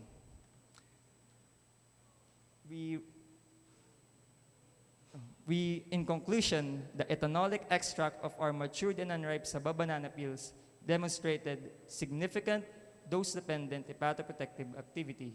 This is evidenced by having normalized serum enzyme levels and restored hepatic architecture. At its highest dose, it achieved an efficacy comparable to that of silymarin while remaining non-toxic at high doses. These findings position what has long been considered agricultural waste into a promising, sustainable, and locally available resource for liver health. We recommend future studies to employ different profiling methods, hepatotoxicity models, biochemical panels, and mechanistic biomarkers before any clinical translation is provided. Thank you for your attention to my co-researchers, advisor, DOST PCHRD, and to my family and loved ones for making this work possible. I'm now open to any questions you may have. Thank you very much, Frederick. For the question and answer portion, we'd like to start with Dr. Villarreal, followed by Dr. Amar, and then Dr. Dalisay. Thank you very much, Frederick, for your very interesting study. Congratulations already to you and to your group mates for having completed this study that I think other researchers would just dream of doing. Okay, so first, could you please show the slide on your methodology? On the, I think the one that with the mouse. So because that caught my attention. Okay, so this one. So I understand that you had approval of the ethics committee prior to doing this study. So did you perform the in vivo study? Yes po, we performed all the in vivo procedures under the attending supervision of the veterinarians and the IACUC chairman under the facility. Okay, so did you receive training for the handling of the mice? Yes po, prior to any animal handling, we undergone animal handling training po. Okay, so your third picture from the left, is that a photo of when you orally administered your sample? It was a picture of oral administration of acetaminophen via oral gavage, but the method of administration for the extract treatment is the same with the acetaminophen. Okay, okay, because the way that whoever is holding the mouse is quite not what I know should be the proper way of handling the mouse. The way that this mouse is being handled would actually choke the mouse. And my concern is not much of the ethics that it would choke the mouse, but when you hold the mouse improperly, your treatment might go out. It will not go down if you don't hold it properly. So the line of the mouth should be one straight line, so you hold the mouse at the back, like that, so that the needle would slide nicely, and your treatment would all go down without spilling anything. So anyway, that's just my comment. Okay, so my second question is on could you show your protocol on the in vivo study? Okay, so in your study, you follow the usual procedure, right? You acclimatize the animal, and then you induced hepatotoxicity, and then you administered your treatment. Yes po. Okay, so please explain why your observations and your conclusion is hepatoprotective when you induced hepatotoxicity before you administered your treatment. The hepatoprotective term, the term hepatoprotective refers to the ability of the substance to protect the liver.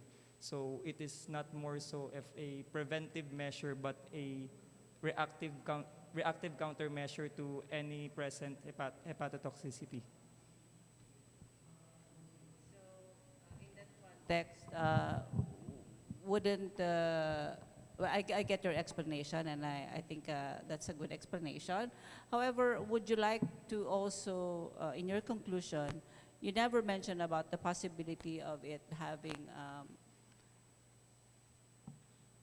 a therapeutic effect, because you consistently mentioned the hepatoprotective, but that could also be, like I said in my in the previous question, that could be leading to the fact that probably you, for the context of functional food, I would probably have another group of animals wherein I would feed them first and then induce cancer or something like that. So that way I could confidently say that any damage that I will induce will not happen because my cells are all protected. So do you think that your sample also has therapeutic, in the sense that because you consistently use the hepatoprotective, okay, so would you not be using the word therapeutic instead of hepatoprotective? And do you think that your results support this possible therapeutic claim? In regards to its therapeutic effect, since the general term is which is a broader term which could be applied to any kind of ailment, I think the term hepatoprotective activity suits it better. But in regards to your question, I think the claim of our extract having a therapeutic effect in general is from the findings of our study, it is inadequate to support any conclusion driven from our data.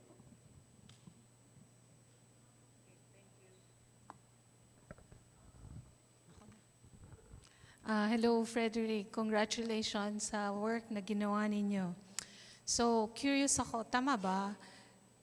Ginamit nyo yung pills ng ripe and unripe. We only use the unripe peels po of the saba bananas. So, bakit yung unripe ang pinili nyo? Unripe saba peels represent a scientific gap in the literature, so they remain understudied.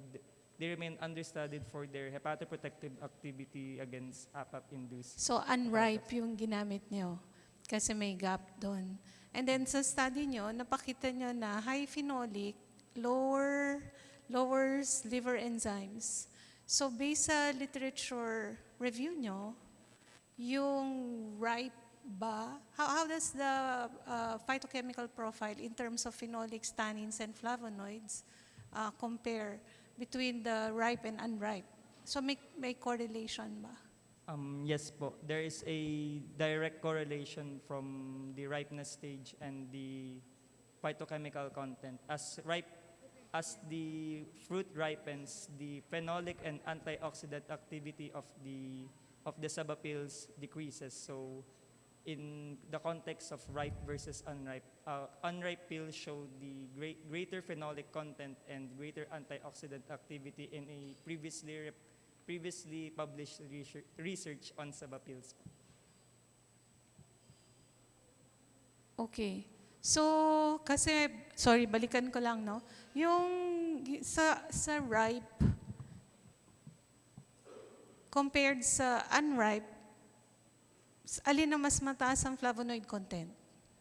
In our study, we did not directly compare ripe versus unripe saba peels. It only characterized the unripe saba peels. But in other literatures, we have observed that unripe peels have higher phenolic content and higher flavonoid and tannin content. Okay. Pero kung mataas yung phenolic niya, mababa yung flavonoid niya, ano kaya ang klaseng phenolics ang meron sa kanya? The identification of specific bioactive compounds in our extract were not directly measured in the scope of our study po. We only narrowed it down to the quantification of its phytochemical content. Okay. Okay, sige. Thank you, Frederick. Okay, thank you, Mr. Uy. So my first question is, in Figure 1, if you can go back in your Figure 1, in your Figure 1, you have several treatments. And one of those, in that treatment, the one that is very important was not included. And that is just a true acetaminophen-induced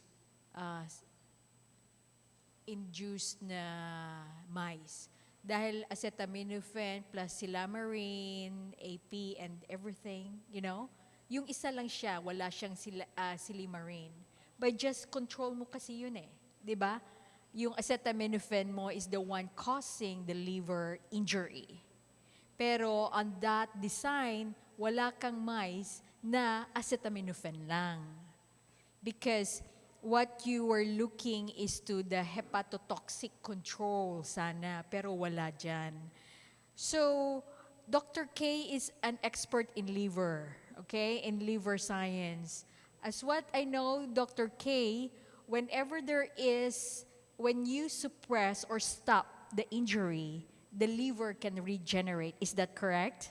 Okay. So kung wala siyang acetaminophen, magre-regenerate yan. Kumbaga, mag-heal yan. based on your baseline day, 8 hanggang 36 days, nakikita mo na walang statistical analysis between your silymarin and yung mga treatment mo. Dahil yung ALT and yung AST have declined. Okay? So, how can you prove that sub-A is hepatotoxic when it can also be yung liver ng mice mo, nag-regenerate na siya dahil once mo lang siya binigyan ng acetaminophen.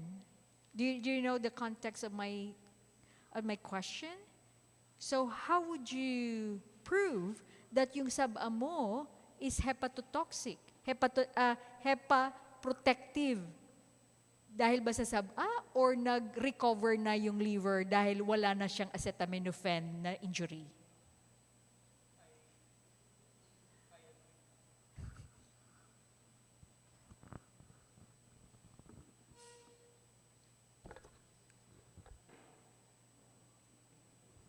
I agree po with the limitation that you have suggested po, wherein there was no group dedicated for APAP administration and then no treatment following 14 days.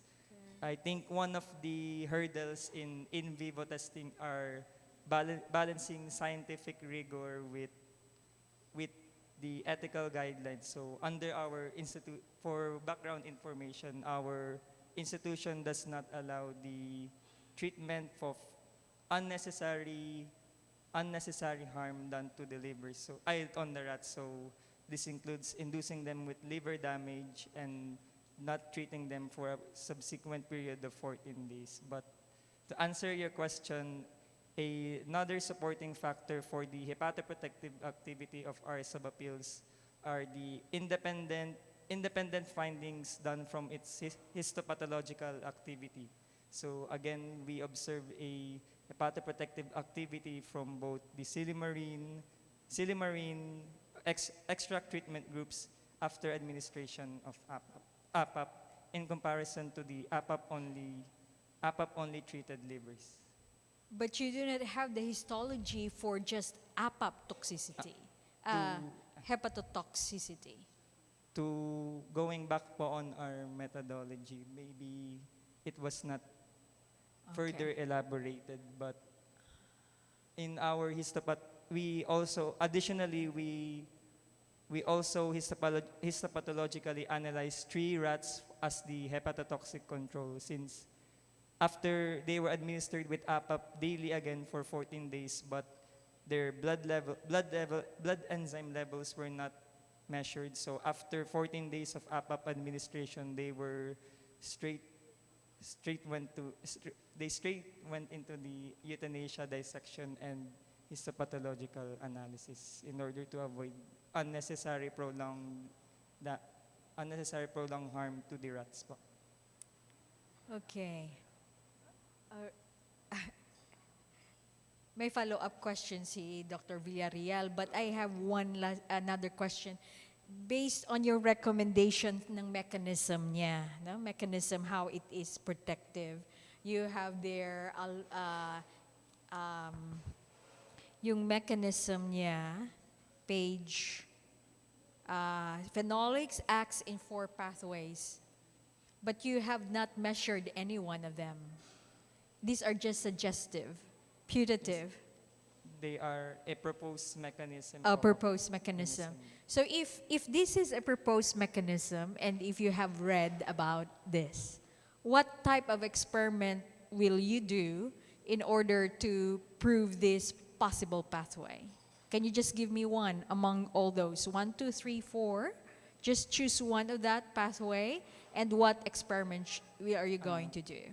In general po, another way of testing their in vivo hepatoprotective activity could be by measuring other mechanistic biomarkers, such as measuring the levels of SOH levels in the blood. So those can indicate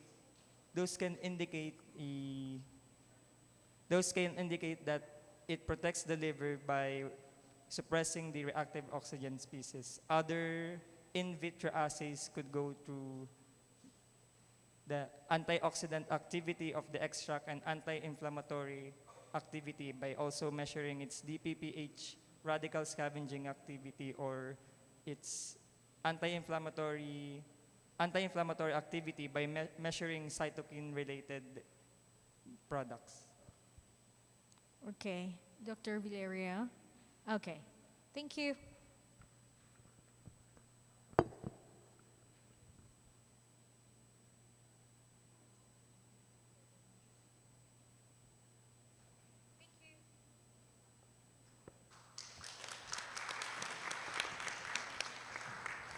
Thank you very much, Frederick, and to our judges for those very helpful insights.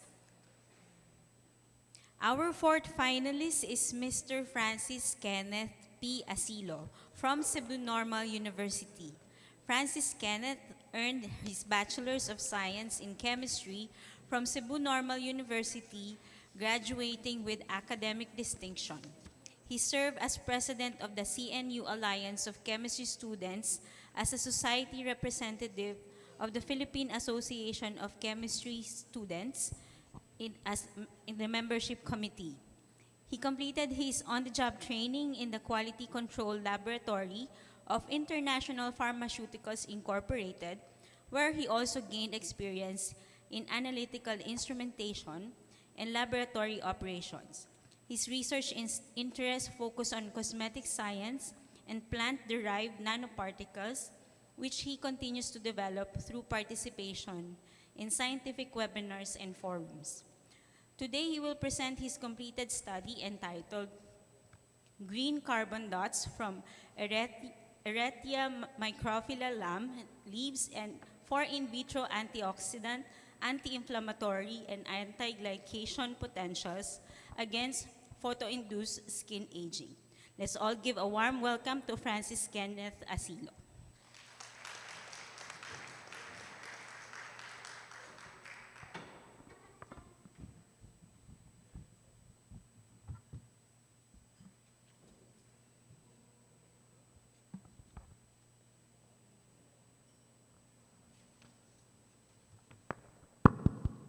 So good afternoon, everyone. Good afternoon, judges, and to all the audience.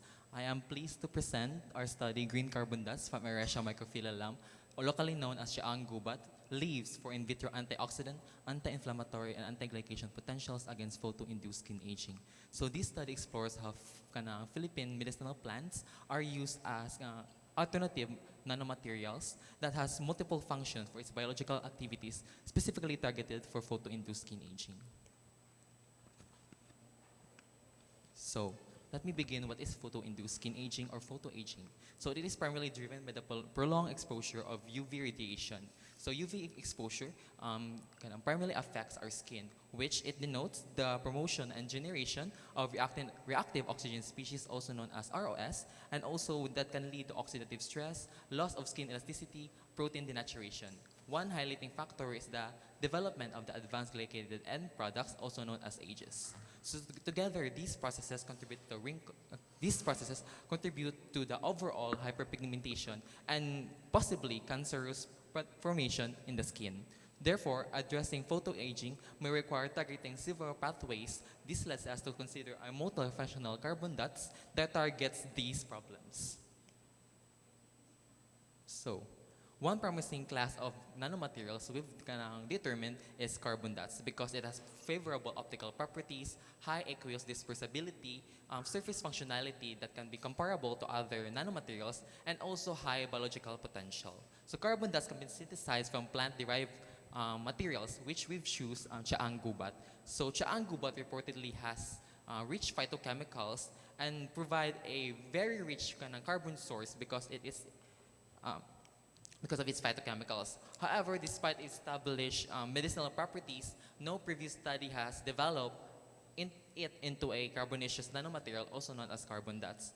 Thus, our research addresses this gap by developing Eretia microphylla lam, also known as Siaang gubat, into a multifunctional carbon dots that complements it to in vitro anti-skin aging potentials. So, specifically, our study synthesizes these components from erasure microfilm for anti-skin aging application. So first, we've decided to synthesize the carbon dust through a green synthesis approach using hydrothermal synthesis. Second, we optimized 3 key parameters. And third, we have characterized the optical and structural morphology to determine if we have really synthesized the carbon dust. Finally, we are to evaluate the antioxidant, anti-inflammatory, and anti-glycation potentials, which are interconnected models to determine its photoaging potentials, anti-photoaging potentials. So this slide summarizes our workflow. So we begin with the authentication of the leaves through the Department of Agriculture. Second is we began to prepare the leaves, was then subjected to a PTFE line container and hydrothermal synthesis, followed by purification and also characterization. For anti-skin aging activities, we use 3 complementary in vitro models as aforementioned: DPPH radical scavenging activity for antioxidant, egg albumin denaturation assay for anti-inflammatory activity, and also lastly, the glucose-glycated bovine serum albumin for the anti-glycation potentials. So this design allows us to examine 3 distinct but interconnected processes associated with photoaging. So for the preliminary synthesis of the powdered EMCDs were disposed in a 50 ml of water. So it is an aqueous solution. The mixture was then placed in a PTFE line container, also known as Teflon, and then heated. After that, the product was then purified through filtration, then centrifugation, and also into a 0.22 micrometer syringe filtration. A notable observation, as you can see in A and B, there was a color change from green to dark amber brown, which is represented and consistent with the composition of carbonization plant or materials constituent during hydrothermal treatment. Slide. So for the optimization, this is still on the green synthesis part of our study. So to determine the most suitable CDs for our biological activities, we optimize 3 key parameters as aforementioned. So the first is plant to solvent ratio, second is the reaction temperature, and third is the reaction time. For plant to solvent ratio, in the figure 3, we chose the 1:12.5, 1:12.25, and 1:50 weight by volume ratio. Next, for temperature, we chose 150, 180, and 200 degrees Celsius. And lastly, for reaction time, we chose 3 hours, 6 hours, and 9 hours. So these parameters are consistently used in synthesizing carbon dust. Then, after that, optimization was guided primarily using UV-Vis as a preliminary source of characterization, and also the optical band gap determination through talk plot analysis. That optimized carbon dust was conditioned into 1:25, 180 degrees Celsius, and 6 hours. Under these conditions, the material exhibit favorable optical characteristics, structural uniformity, and stability that is relevant to our study.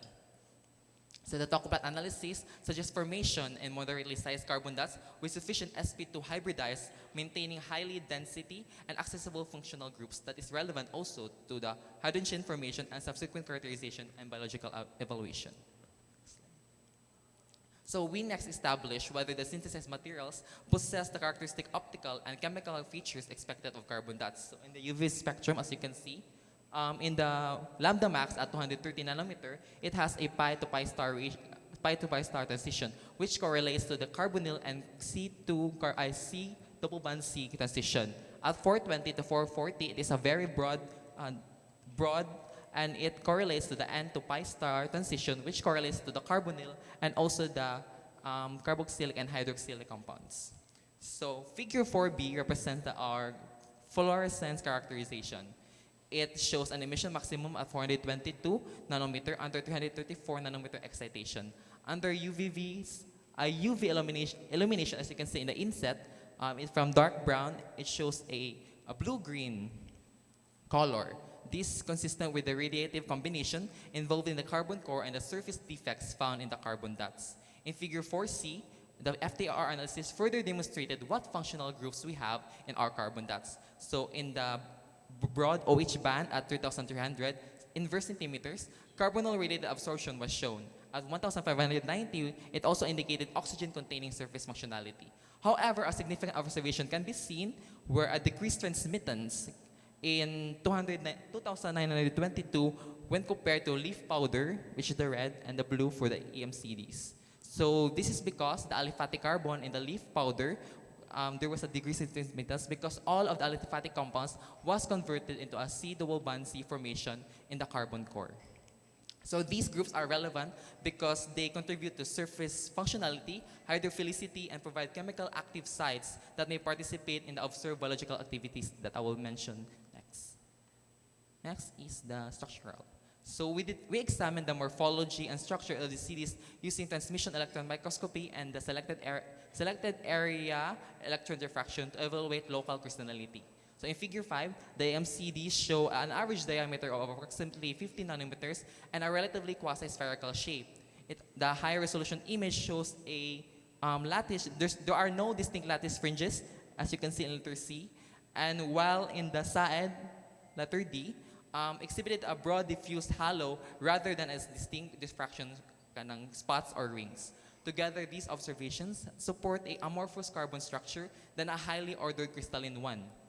This is important because the optical and biological behavior of carbon dots is influenced not only by its carbon core, but also by its surface states and functional groups. Next is the antioxidant activity. So in the biological activity, we have three, diba?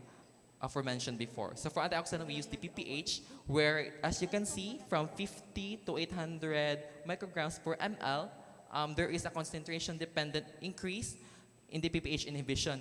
However, AMCDs remain less potent when compared to the ascorbic acid as a reference standard. This is because our objective was not to show superiority or demonstrate it over a conventional reference standard, but to establish whether the carbon dots show promising or potential biological activities and functionality. So the nonlinear response model yield an IC50 value of 39.90 micrograms per milliliter for MCDs compared with the 10.74 micrograms per ml for ascorbic acid. This model shows a very near one fit of 0.9578. This agreement between the experimental observation shows that the activity associated with carbon dots may be near to what is intended. Next. For the second biological activity, we evaluated EMCDs with egg albumin denaturation assay. So this assay provides in vitro models for assessing protein stabilization during denaturation with constant heating. So in figure 7, EMCDs also demonstrated a concentration-dependent inhibition and also shown a very lower inhibition compared to the reference standard. So therefore, while it is comparatively weaker, it is still a potential anti-inflammatory agent. Next is the anti-glycation activity. So the third biological assessment was anti-glycation activity, where we used the glucose-induced BSA. So the progression of the glycation in protein in the advanced end products. So in figure 8, EMCDs still show a concentration-dependent response inhibition, while in its IC50, it was 1,199 micrograms per ml, indicating that it's a relatively high percent inhibition according to the fitted model. So the model nevertheless shows a goodness of fit with a value of 0.9952. So importantly, EMCDs did not completely prevent the age formation. Their contribution may be instead involved in reducing glycation progression through antioxidant effects and interactions with reactive immediates. Therefore, the anti-glycation represents the comparatively weaker component among the observed three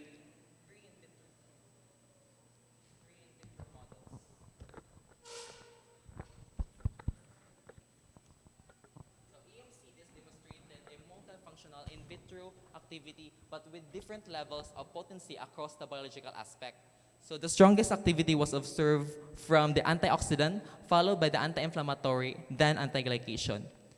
This hierarchy is scientifically significant because photoaging is not driven by single pathway, but multiple pathways, including oxidative stress, inflammation, and protein damage, which can result in the glycation.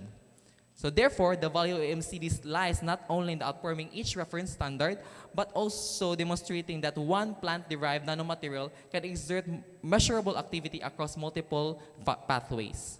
The results are also consistent with the characterization data particularly the presence of oxygen-containing compounds that contribute to the hydrogen bonding for protein stabilization, radical formation in the ROS, and also in the glycation-related stabilization for intermediates.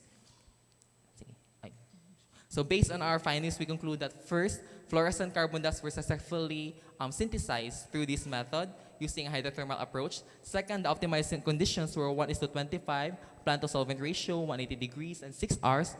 And the confirmed desirable optical and morphological properties were shown.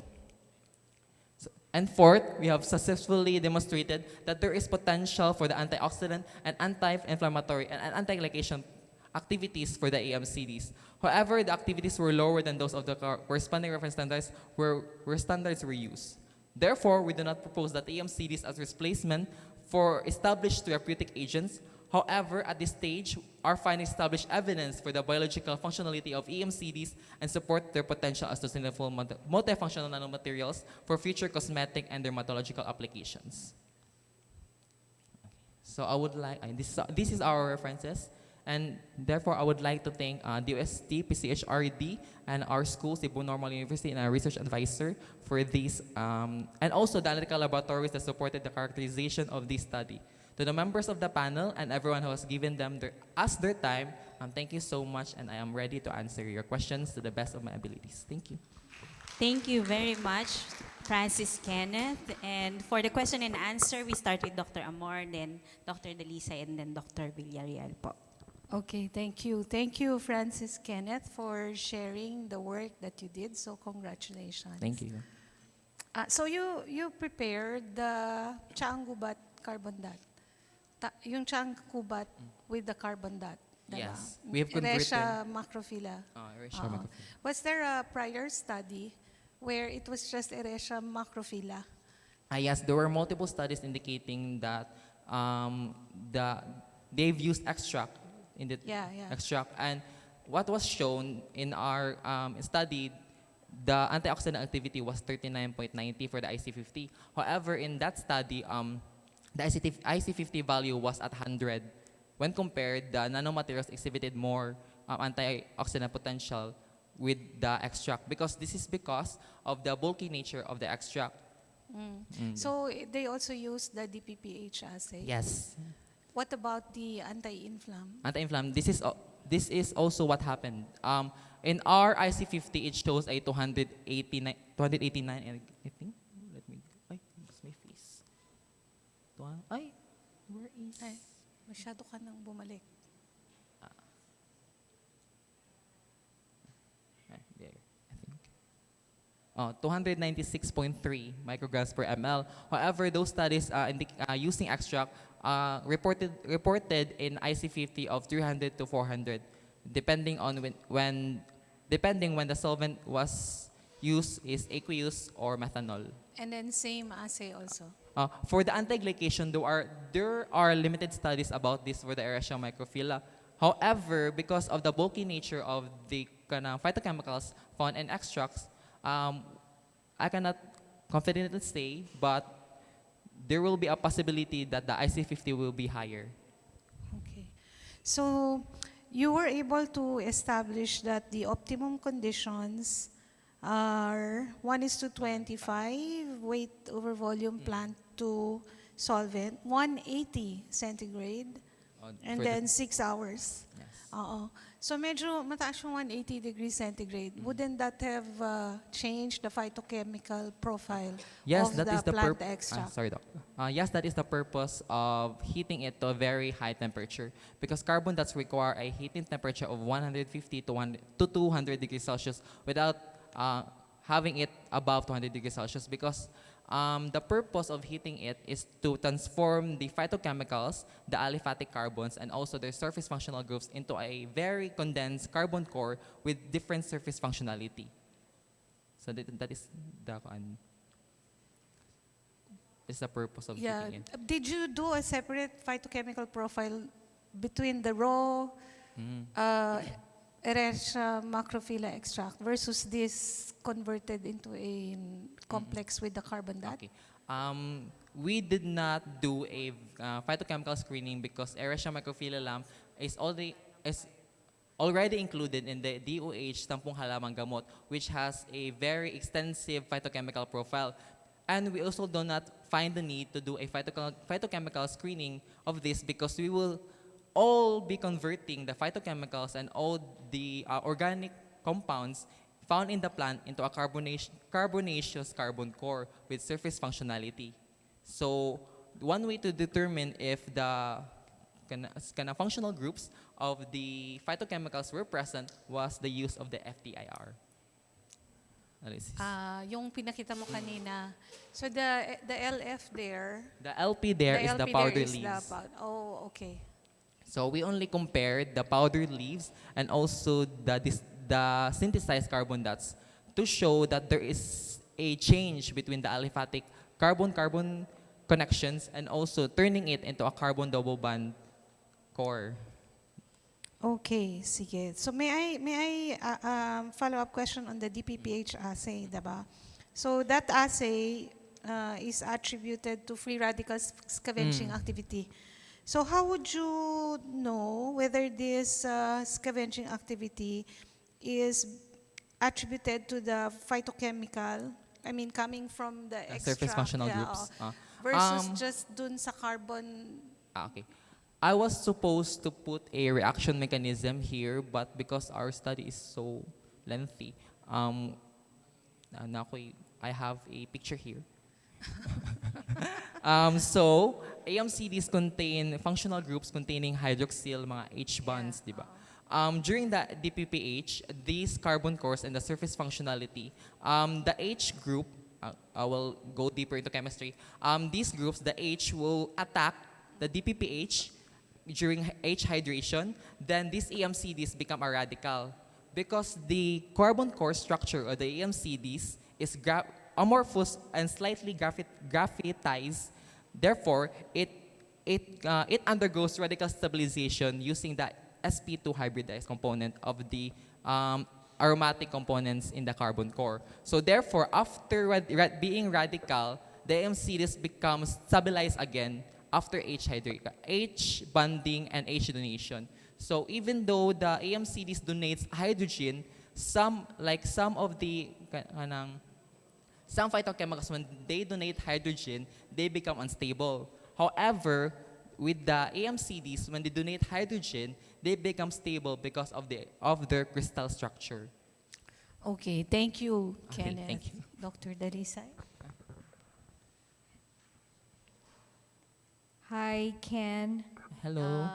So this is different natural product work wherein you do a nanomaterial type of innovation for natural product discovery.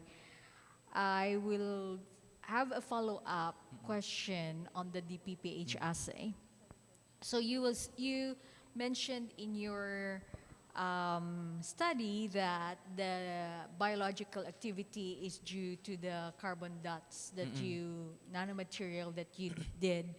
And in your purification, you mentioned that you did centrifugation and then you filter it using 0.22 micron filter. Yes. So how do you rule out on the DPPH assay or any biological activity in that matter that there are some residual small fluorescent phytochemicals that can also be contributory to the DPPH assay? Sabi nga ni Professor more dito on that. So can you discuss that more? Okay. Regarding that, you cannot really fully purify because it comes from a green precursor. So there is a study regarding a time-dependent relation of the formation of the fluorescent compounds in the carbon dot solution before being lyophilized. So on our first synthesis of the carbon dots, when we subjected it to TM, we found those particles. Therefore, we've read studies that if you want to synthesize carbon dots, the lyophilization stage should be done earlier or done as soon as possible. because this will contribute to fluorescent compounds that are not carbon dust. And these fluorescent compounds can also attribute to the surface functionality and also the overall fluorescence. So therefore, we have minimized these compounds by doing a two-step purification. Again, so after hydrothermal synthesis, we've done a purification where filtration, centrifugation, and also the 0.22 micron. After we've put it into storage to be used for lyophilization. Before lyophilization, we've purified it again to ensure that there are no fluorescent. How Still the same component, because when we've subjected it again, the 0.22 micron becomes stuck because there are other fluorescent compounds that have formed due to time. Okay, so in that work of yours, you mentioned na nag-TEM ka on figure number 5. Okay, figure number 5. So, what's the size of carbon dots? 15 nanometer. Usually, we've named it carbon dots because there are many categories of carbon dots. If you will be calling it carbon quantum dots, the size range is from 1 to 10. Okay. Carbon nanodots is from 10 to 20, and so on. And it will become a very bulky carbonaceous compound. So we have not named it into specifically because we don't know what the size will. So we have, But your size if we is will be 15. calling it now, according to our study, it will be categorized under carbon nanodots. Carbon nanodots, Dots. despite that it is 15, 15. malaki pa rin yun, Oh, right? yes. But that is the category of the carbon dots. Carbon quantum dots, carbon nanodots, and the high bulky carbonaceous particles. Okay. Figure number 8 on your anti-glycation activity. Parang mataas yan, 1,199. What was the highest concentration that you tested for the anti-glycation activity? For the concentration, it is same for all the biological activities. How much is that? 50 to 800. So 800 microgram per mil, and yung IC50 mo is 1,199. How can you Yeah, that? How do you defend that IC50 that lies beyond outside the experimental range? Yeah, actually it's overfit ka ba? It is no, we do not overfit. Okay. We use the model only, and as you can see, very high judge siya, diba? Our explanation for this is the only thing that the carbon dots contributed to the anti-glycation activity is the prevention of the ROS stage, because the glycation formation follows 3 steps: the shift base and the Amadori, and also the late stage. So in the shift base and Amadori, they will be contributing ROS. Then in the late stage, they will be forming the glycated compound na. So this shows that the AMCDs did not fully inhibit the formation and the glycation of the glucose to the BSA. However, this may contribute to the ROS activity only. Okay. Then my question, can we rely on 1,199 microgram per mil for IC50? I think it comparatively weakens it compared to the other three biological activities that was performed. So I think it's not. Yes. Because it's not within. So the proposal for this is we will be having a higher concentration for this, but it is not really it's not really a very good fit for this model. Yeah. It's not a good fit at all. Okay. Thank you. Thank you, Doc. Hi, Kenneth. Hello. Congratulations already for being one of the finalists. Your study, you synthesized green carbon dots from Escherichia microphylla for skin anti-aging applications, and in your background, you discussed photo-induced skin aging, right? Yes. Okay, so you are aware that the skin has many layers. Yes. Could you briefly explain to me what you think happens when sunlight or UV hits your skin? I will, wala, hindi ko pala na-show yung mechanism, but as the UV rays hits the sun, it will perform ROS and also protein denaturation. This induces the glycation of glucose with the skin proteins. So that's why we have chosen in vitro models related to this.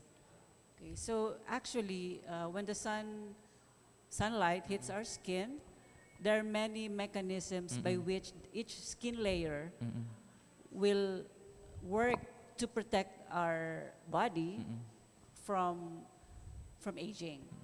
Okay, so in your background, you mentioned hyperpigmentation as a product of advanced glycation end products result in hyperpigmentation. This hyperpigmentation is actually our body's main defense against oxidative stress. So I cannot reconcile your background with your objectives. Okay, so having said that, why did you choose antioxidant effect and then you jump to anti-inflammatory when in fact the anti-inflammatory is way down the line as the events that would happen when you're exposed to the sun, because your product is targeted towards photo-induced skin aging. So why did you decide to do antioxidant effect, and then you decided to check for anti-inflammatory when in fact there are many events that happen between oxidative stress and then inflammation? Disclaimer, we've only shown this to determine the potentials of the carbon dots because we will not be using in vivo studies. Because skin aging applications have different in vitro models. So one of the models that we think were interconnected were antioxidant, anti-inflammatory, and anti-glycation potentials. However, I recognize what you've said, Doc, that the anti-inflammatory activity will happen deeper in the skin, but still, it still happens within the mechanism in the skin. So that's why we chose it. Say way down the skin, but rather way later in the cascade layers. of events that will happen. So yeah, not necessarily deeper than the skin. Okay. Okay. So I wanted to know your rationale for evaluating the antioxidant and then doing the anti-inflammatory and the anti-glycation activities when your basis is photo-induced skin aging. Okay. Could you tell us more about your rationale for choosing all these tests? Okay.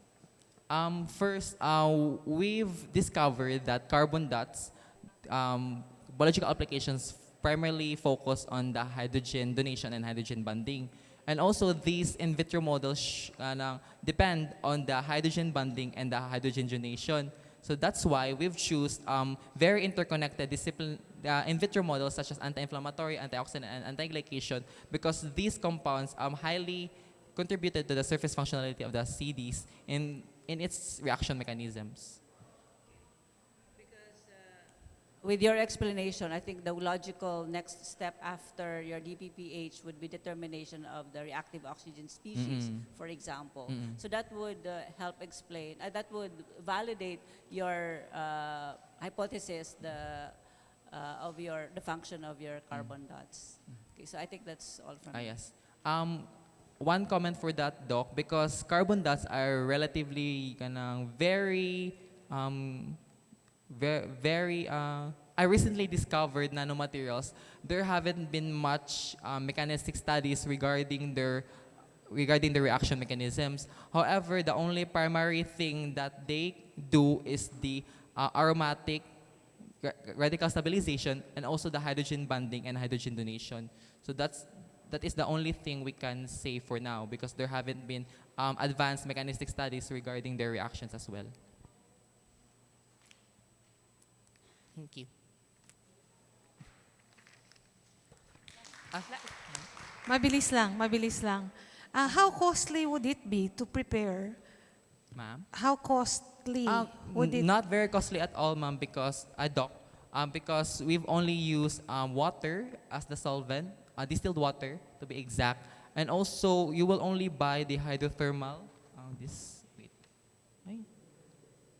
Hindi mag-next yung slide. You will only buy the hydrothermal reactor. So the only thing you will be using is an organic derived compound or a material, and also the hydrothermal reactor and any solvent. We've used water for sustainability and also an oven, a very conventional oven found in the lab. Thank you. Done? Yeah, thank you, that's all. Thank you very much, Francis, and to our judges.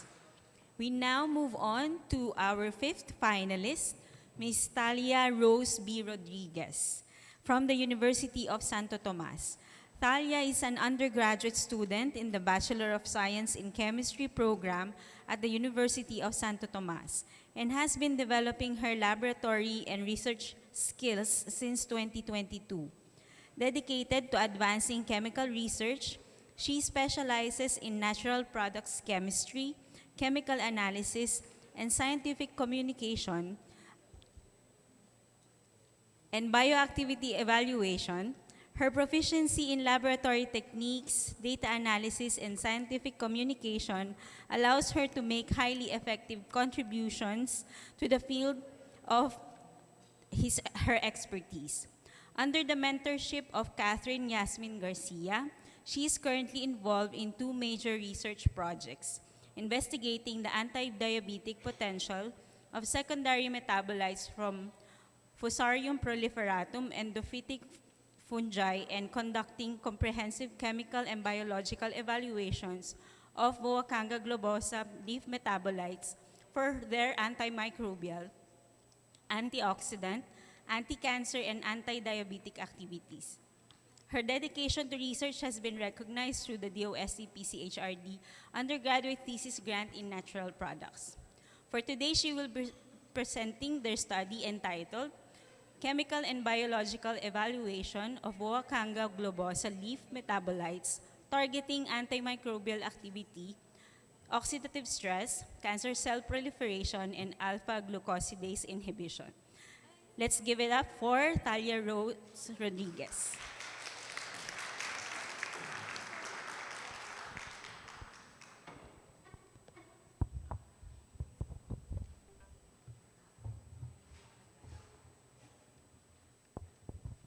So, good afternoon everyone. Maayong adlaw sa inyong tanan. On behalf of my co-authors, I am Talia Rose Rodriguez from the University of Santo Tomas Chemistry Department, and I am very pleased to present you our study entitled Chemical and Biological Evaluation of Voacanga globosa leaf metabolites targeting antimicrobial activity, oxidative stress, cancer cell proliferation, and alpha-glucosidase inhibition. Antimicrobial resistance continues to threaten modern healthcare. Cancer remains as one of the leading causes of mortality worldwide. And at the same time, over 500 million of adults are living with diabetes. Together, these represent some of today's most pressing global health challenges. But what if the next therapeutic breakthrough is not being synthesized in laboratory, but rather it's already growing in nature?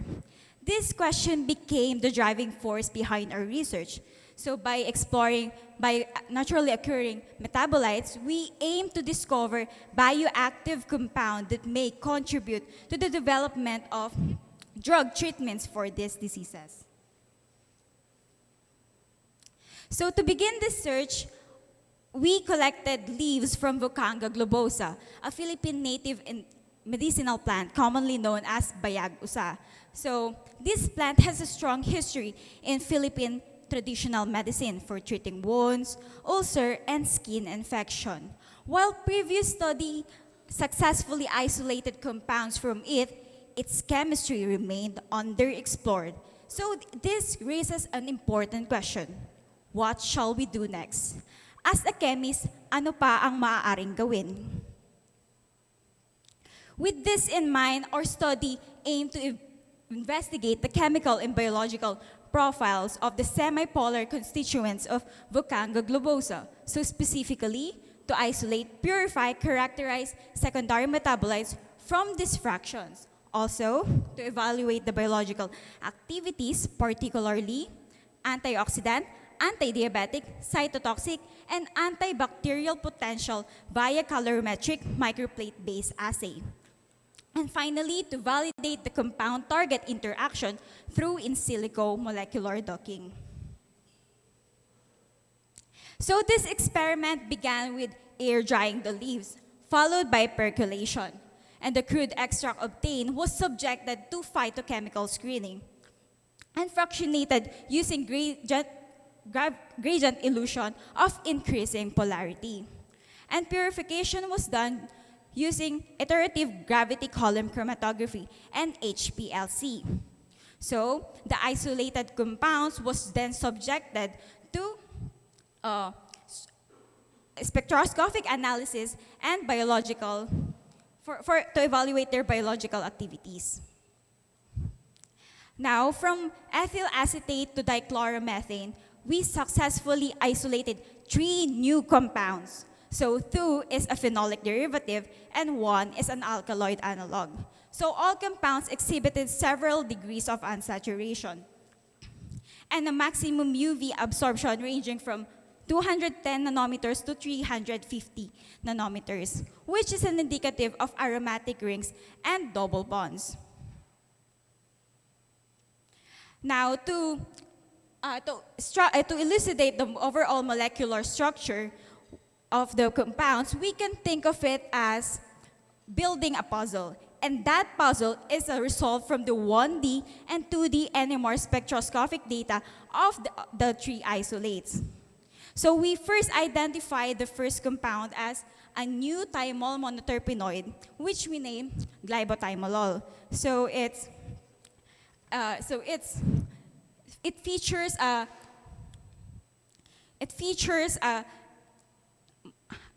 monoterpenoid, a thymol monoterpenoid with it containing isopropyl at C2 position, methyl at C5 position, and a hydroxybutyl at C4 position. So the second compound is a new fluoroglucinol glycoside, which we named glubonoside. So its structure is more complex and highly functionalized. So it is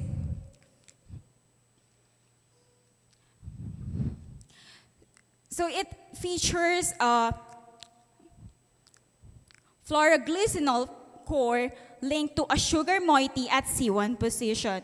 So it is substantiated by a numeric proton of 4.24 ppm and 6.3 coupling constant. So its sugar moiety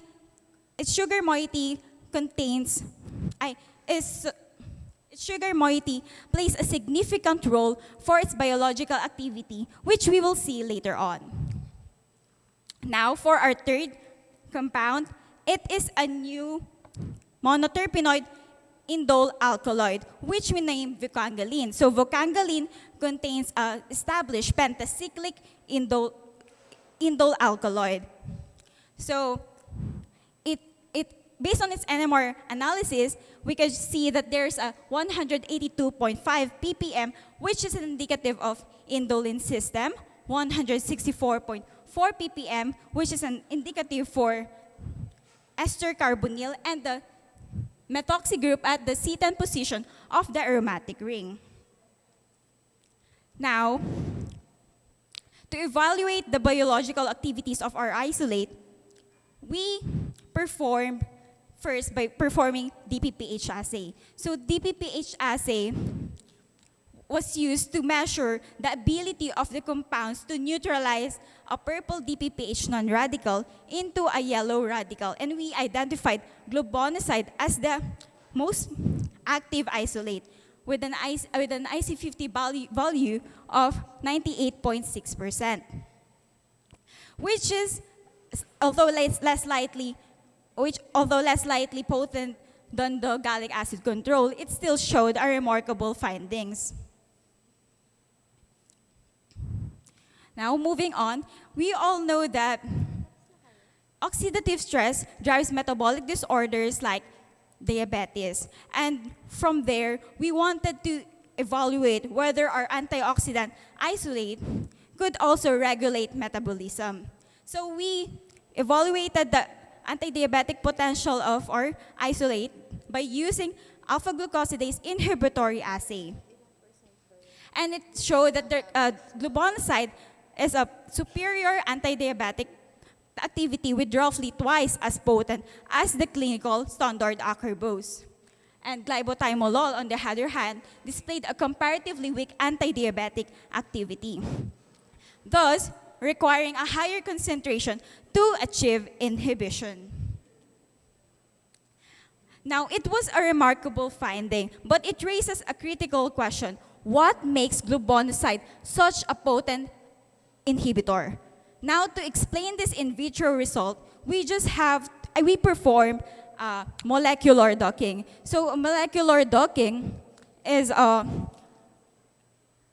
helps us to visualize how the glubonoside binds to alpha-glucosidase enzyme. So the purified compound exhibited a tight binding complex with a negative 7.3%, incomparable to our standard acarbose, which is negative 6.9 kcal per mole.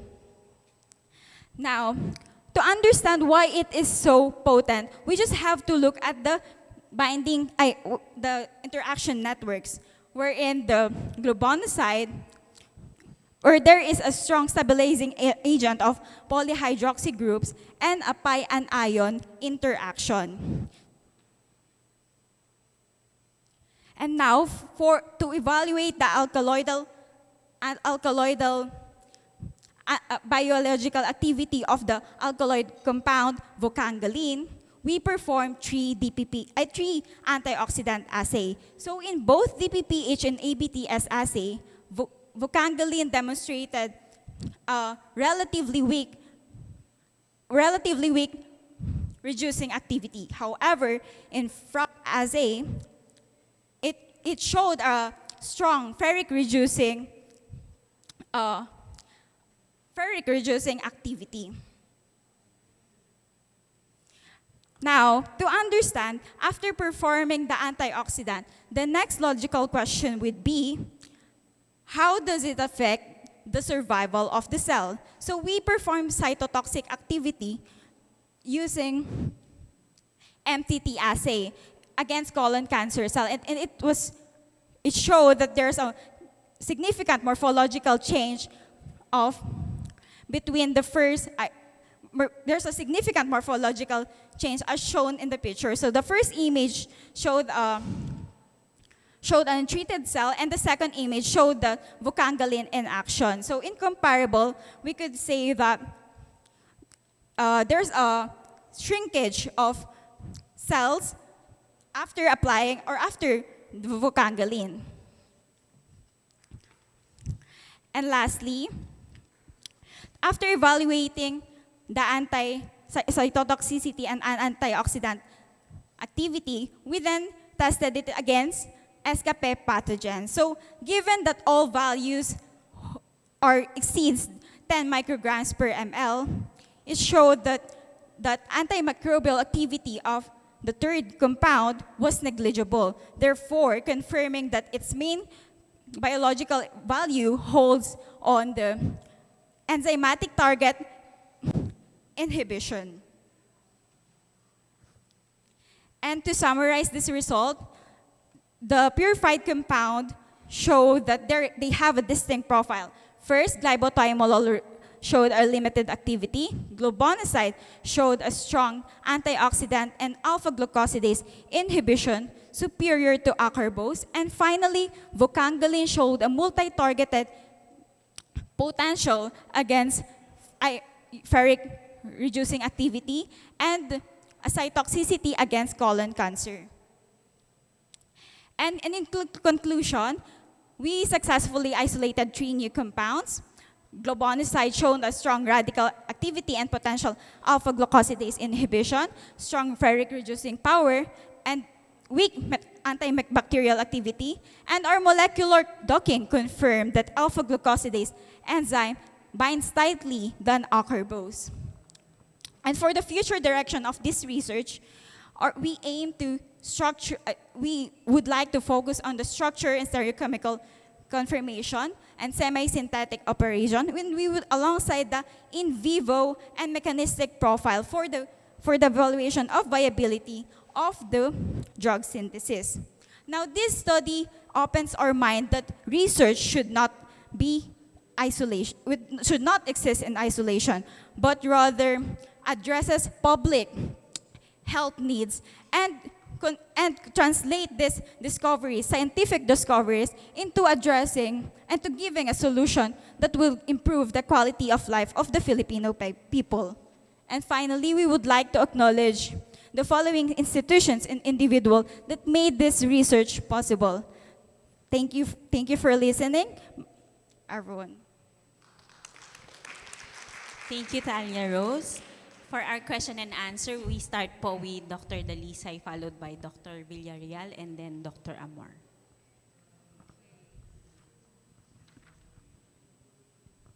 Oh, Thalia Rose, congratulations on your work. So it's interesting that you were able to isolate these three compounds. I was hoping to see an HPLC trace, like, you know, the purity, and unfortunately I cannot find that in your manuscript. At the same time, your proton or your carbon spectra for your NMR was not even there. So parang nafo-frustrate ako because I was excited to see yung inyong assignments on those, right? Yes. So you have all the structures there presented. These are all planar, but these are all planar structure because you have not done any stereochemistry identification on those. And including mass spectroscopy po. Correct. That is the reason I am kind of like puzzled. Why is it that you have proposed a structure like that and these are all just presented or through the analysis of NMR? You know, in structure elucidation, all spectroscopic data should correlate. Your mass spec, your high-res, for example, then your MSMS to get the possible fragmentation, especially with the one with you have the sugar, and also the thymol. And I was not able to get all of that. So how would you, if I'm going to ask you, how would you defend those structures you presented there, that these were not even correlated with other spectroscopic data? So did I understand the question right? You were asking me po if it is fully characterized and how sure I am the structure, regarding the structure. So I know that it was not fully characterized because this was just through the analysis of NMR. So my question, how confident are you and your team in presenting those planar structure wherein you just based the structure putative elucidation by just relying on one spectroscopic analysis? So the structure of our isolated compounds was putative. However, we performed, we could characterize it for about 90%. 90% characterization for this isolate. based on the three parameters. First, we perform TLC and TLC and uh, TLC and HPLC, and from there we also perform NMR analysis with 1D and 2D NMR. In 1D and 2D NMR spectroscopic analysis, it was confirmed, or the values confirmed that the connectivity of the compounds would generate these isolated compounds po. Okay. In your manuscript, you have written there that glubonoside significantly outperforms the alpha amylase positive control, which is acarbose, because you said there that IC50 is about 0.13 compared to 0.23 milligrams per ml. Okay? And the docking score are also different. But looking at your manuscript, the IC50 were obtained in linear regression. And versus the inhibition rather than a validated nonlinear dose response model.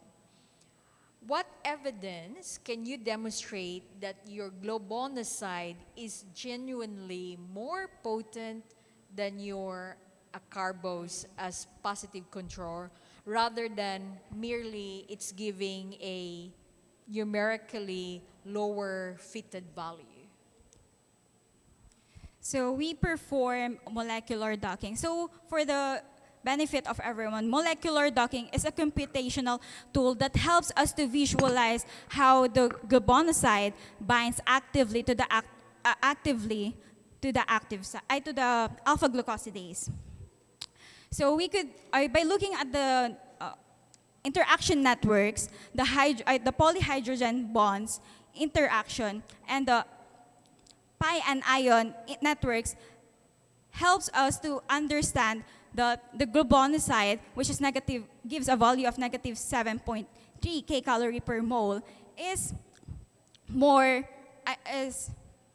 inhibits more than the clinical standard acarbose, which only showed a negative 6.9 kcal per mole. Okay, thank you. Thank you.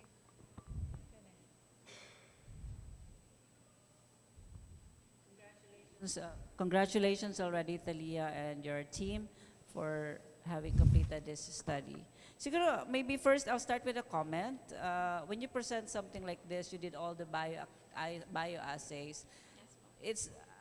For me, it's not appealing to lump antibacterial or their antidiabetic, antioxidant in one line, because it gives you the impression that they're all related. So it's best to sort them accordingly. For example, you want to test your antibacterial effect first, okay? Because you can say that traditionally, it has been known to have, skin infection preventive or curative effect. And then you start with the diabetes because, you observe that it has wound healing, ulcer, etc. So, don't lump all those bioactivities in one go because they're not related. Well, cancer and diabetes are related signaling wise, but based on your data, that's not what you're trying to show, right? So for my first question, if you show the methodology slide,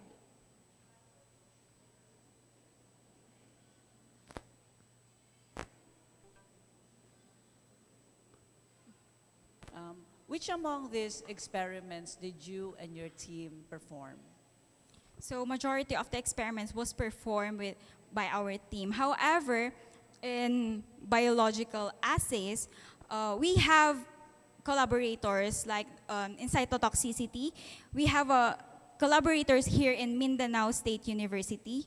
And for the molecular docking, it was performed in De La Salle State University.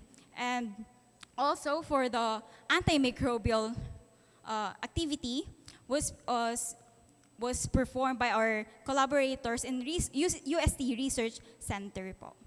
So your work was more on the chemistry side, Yes which po. was sample preparation, fractionation, and you did all the NMR, etc. Yes. Okay. And then you discovered 3 new compounds. New meaning that they haven't been discovered before. Yes, that's And correct po. I understand that you patented them, maybe? As for the patent, we still haven't done for the patent po since meron pa po kaming remaining tests such as discussed earlier like the mass spec, the configuration, and such po. Okay, so among the 3 compounds, it shows that globothiamolol doesn't have bioactivity, or it's not really a It's promising. limited po. The bioactivity was limited or weak. At least for the bioassays that you Yes, perform, po. right? Maybe Yes, po, that's correct. it has other bioactivity, but from the tests that you perform, you didn't see any positive result. I mean, positive in the sense it has no alpha glucosidase inhibitory activity, etc., right? And your globonoside has strong DPPH antioxidant activity and most potent alpha glucosidase inhibition, but this is based on molecular docking. Yes, molecular docking. Okay. And your vocalngaline, it has strong ferric reducing activity and moderate cytotoxicity. Yes. Okay. So since you'll be you're preparing this as a manuscript, so do you see any relationship between your observed strong DPPH antioxidant activity with its alpha glucosidase inhibition effect? Do you see any relationship between its strong antioxidant activity with its alpha glucosidase inhibition effect? Okay po. I mean, this is for globonoside. For globonoside, so antioxidant is relative to scavenge free radicals, and we know that free radicals could drive oxidative stress. So oxidative stress is a biological imbalance wherein our body produces a high amount of reactive oxidative species. So in relation to that,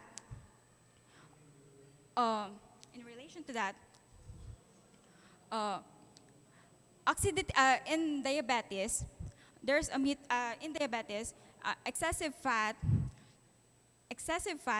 causes inflammation, and the inflammation could disrupt the signaling of insulin, therefore, which may lead to type 2 diabetes po. Kaya po, they are interconnected. Let's go to wakangalin. Your ferric reducing activity, and then you had a result on moderate cytotoxicity against HCT116 cells. So in your globonoside, I can say that maybe it has a promising anti-diabetes effect. But what about your wakangalin? It has a strong ferric reducing activity, but only moderate cytotoxicity. So how would you package this compound? What do you think would be its use? What would be its use, essentially, considering the results that you obtained? So considering the result of vocangalin, it has a strong ferric reducing reagent. So it is a good antioxidant and also a moderate cytotoxicity. So within those lines, we could say that vocangalin could be used for development of cytotoxic anti-cancer as well as antioxidant.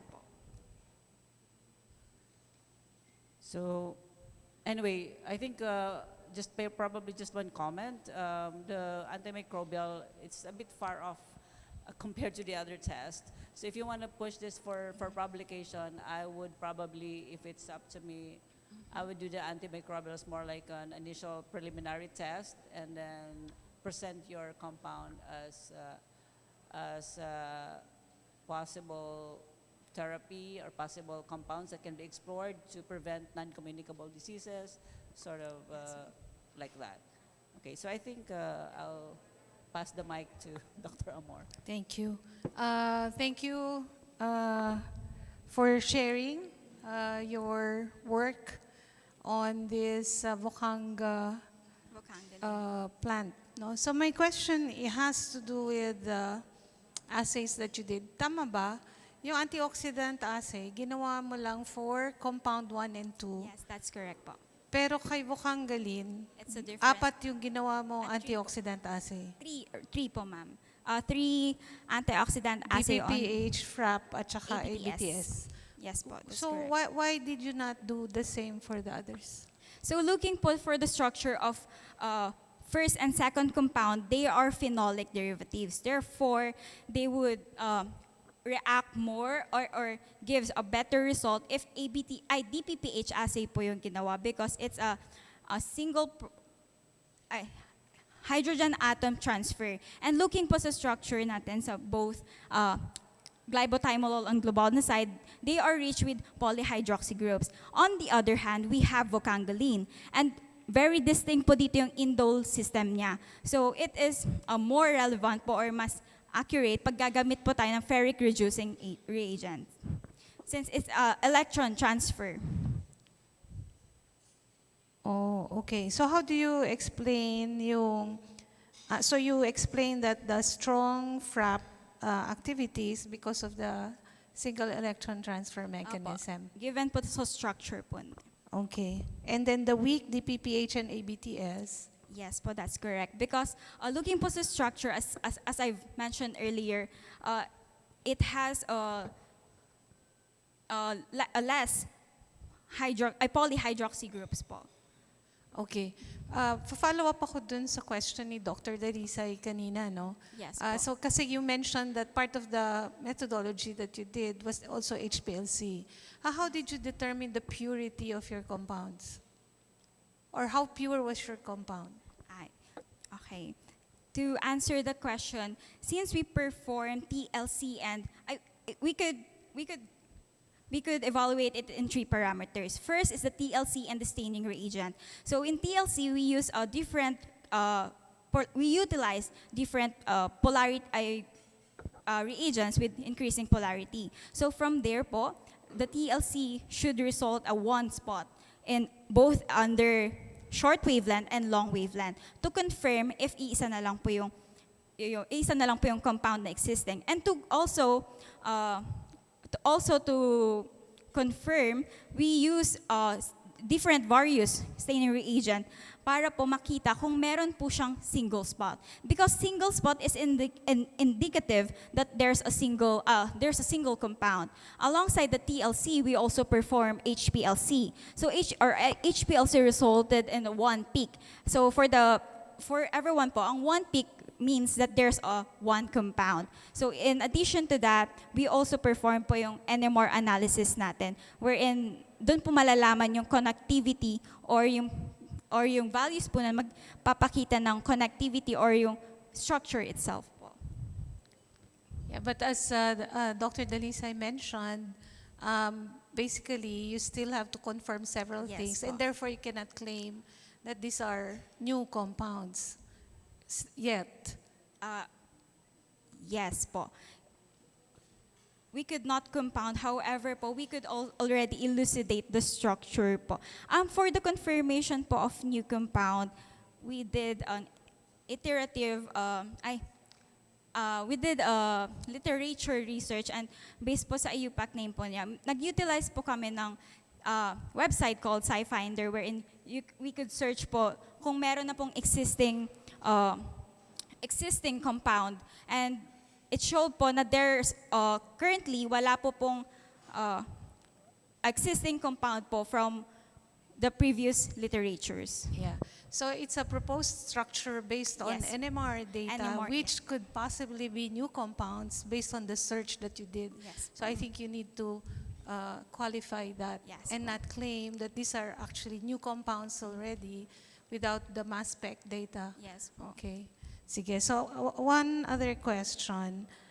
So all of the 3 showed negligible microbial inhibition. Yes po. Okay. But Voconga globosa actually traditionally is used to treat wounds and skin infections. Can you propose a possible explanation for this seemingly disconnect. So Vocanga globosa is known to be antimicrobial for treating wounds and skin infection. But our isolate only exhibited cytotoxicity, antioxidant, and antioxidant. So for the antimicrobial po, we could think of it, the infraction po na na-isolate namin or was not responsible for the antimicrobial activities. Pero looking for the future direction of this work, we could also study po yung remaining fractions that may contain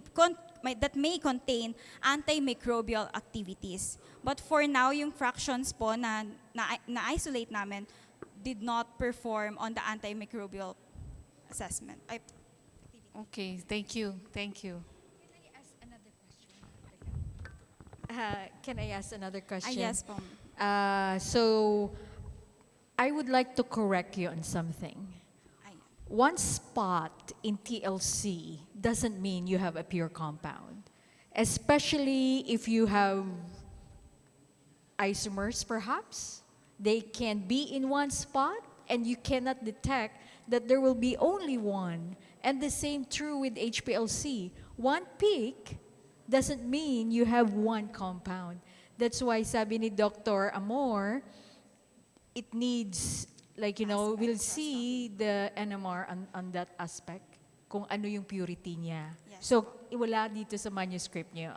This is exciting, as an undergrad, you were able to do this. But as an expert, we also have to check whether your compound is true or pure in that aspect. So, talking about docking mo on the globonoside, one last question lang. No, just the structure of globonoside. When you're doing the docking experiment, you have 4 stereochemistry on there. So, is that the same stereochemistry you feed the docking platform, or you have 4 times 4, 16 different types of isomers to fit on something like this?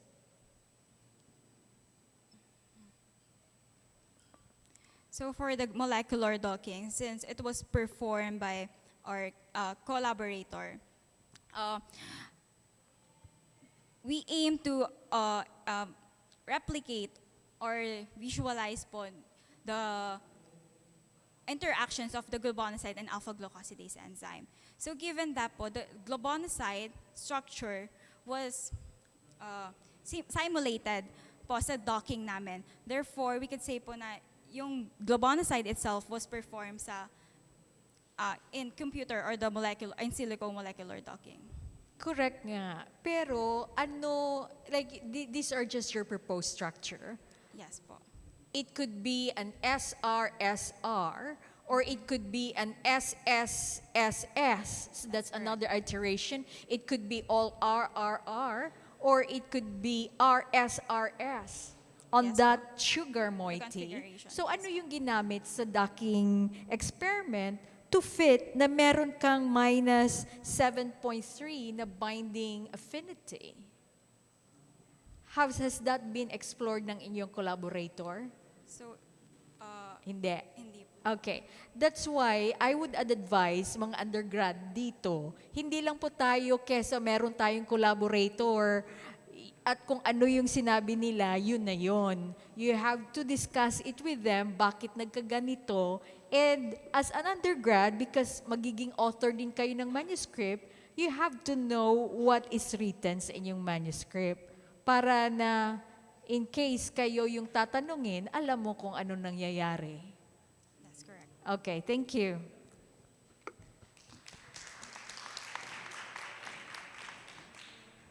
Thank you very much, Talia, and to our judges. I would like to put emphasis on the advice of Dr. Dalisay and to add also to that. So, hindi lang po responsibility ng undergraduates na alamin kung ano, but also yung mga experts na nilalapitan na sana po tayo din be responsible to also hindi lang sila students na nagpagawa ng research, there are also students who need to be mentored. Kaya dapat po, tayo din po. So, we move on to our last but not the least finalist, Mr. Zildjian Ru Paz from the Mindanao State University, General Santos. Zildjian Ru is a graduate of Bachelor of Science in Biology, majoring in microbiology from Mindanao State University, General Santos.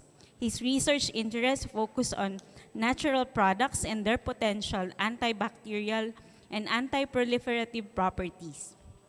Under the mentorship of Dr. Anjem Descaliar, he conducted his undergraduate research, which strengthened his commitment to advancing scientific knowledge and discovering plants with potential applications in health and medicine. He will present his study entitled Antibacterial and Anti-Proliferative Potential of Damay Leaf Lipophilic Extract from South Cotabato. Let's all give a warm round of applause to Zildjian Ru Paz.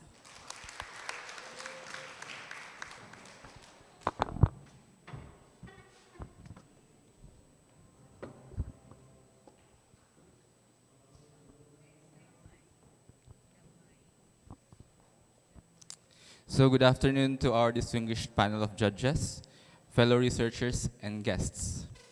For generations, medicinal plants have been used long way before their chemical characterization and biological activities were tested. However, in natural products research, traditional use could not serve as a proof of its therapeutic efficacy, but rather it provides a hypothesis worth testing. And that is where our study began.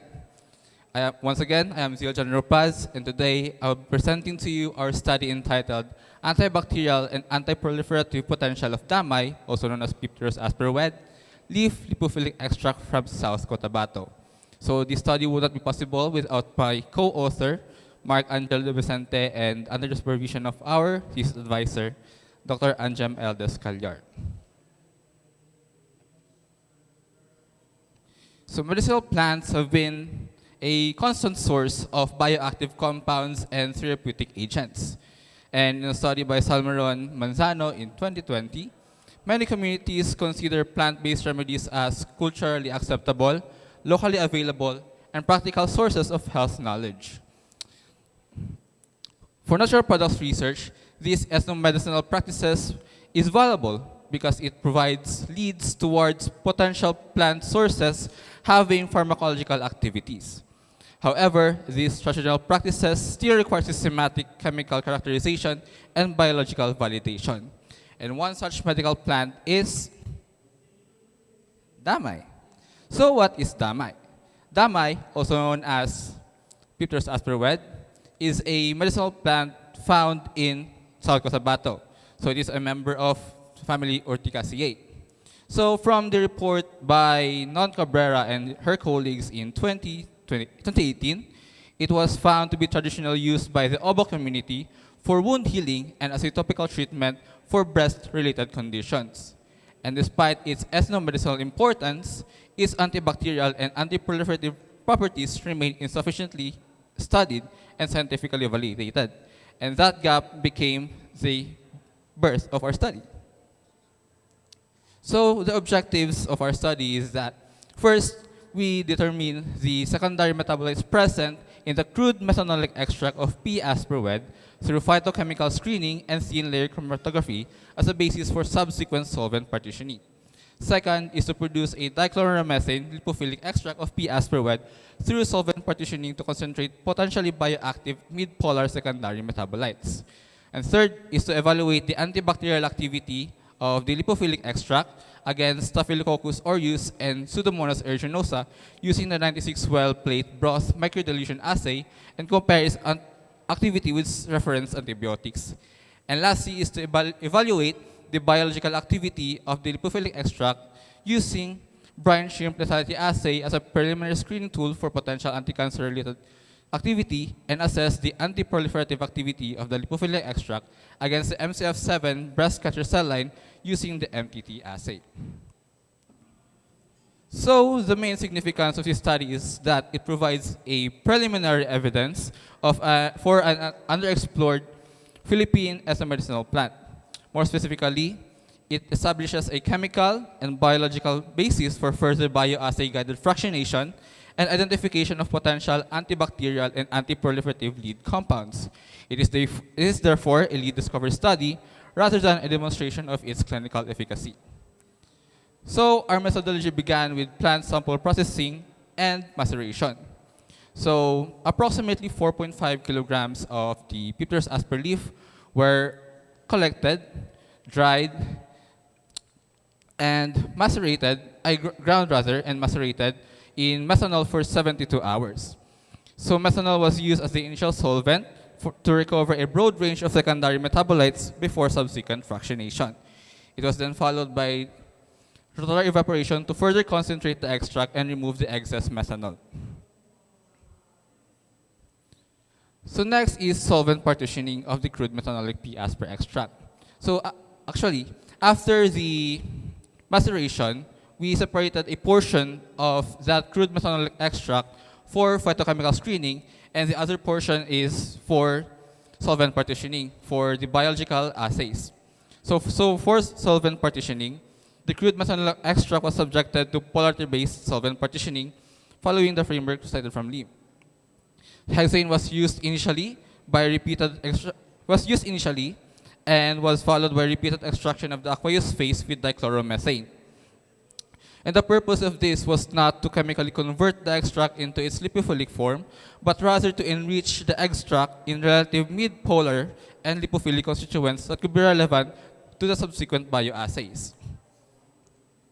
Next, this qualitative phytochemical screening of the crude methanolic P asper wet extract was derived from the procedures and protocols from the paper of Aguinaldo and colleagues in 2005.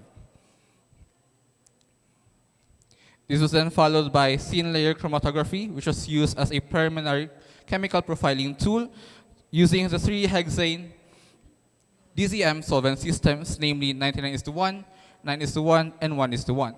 The resulting R values were used to assess relative polarity and chemical heterogeneity, rather than to establish definitive molecular identities.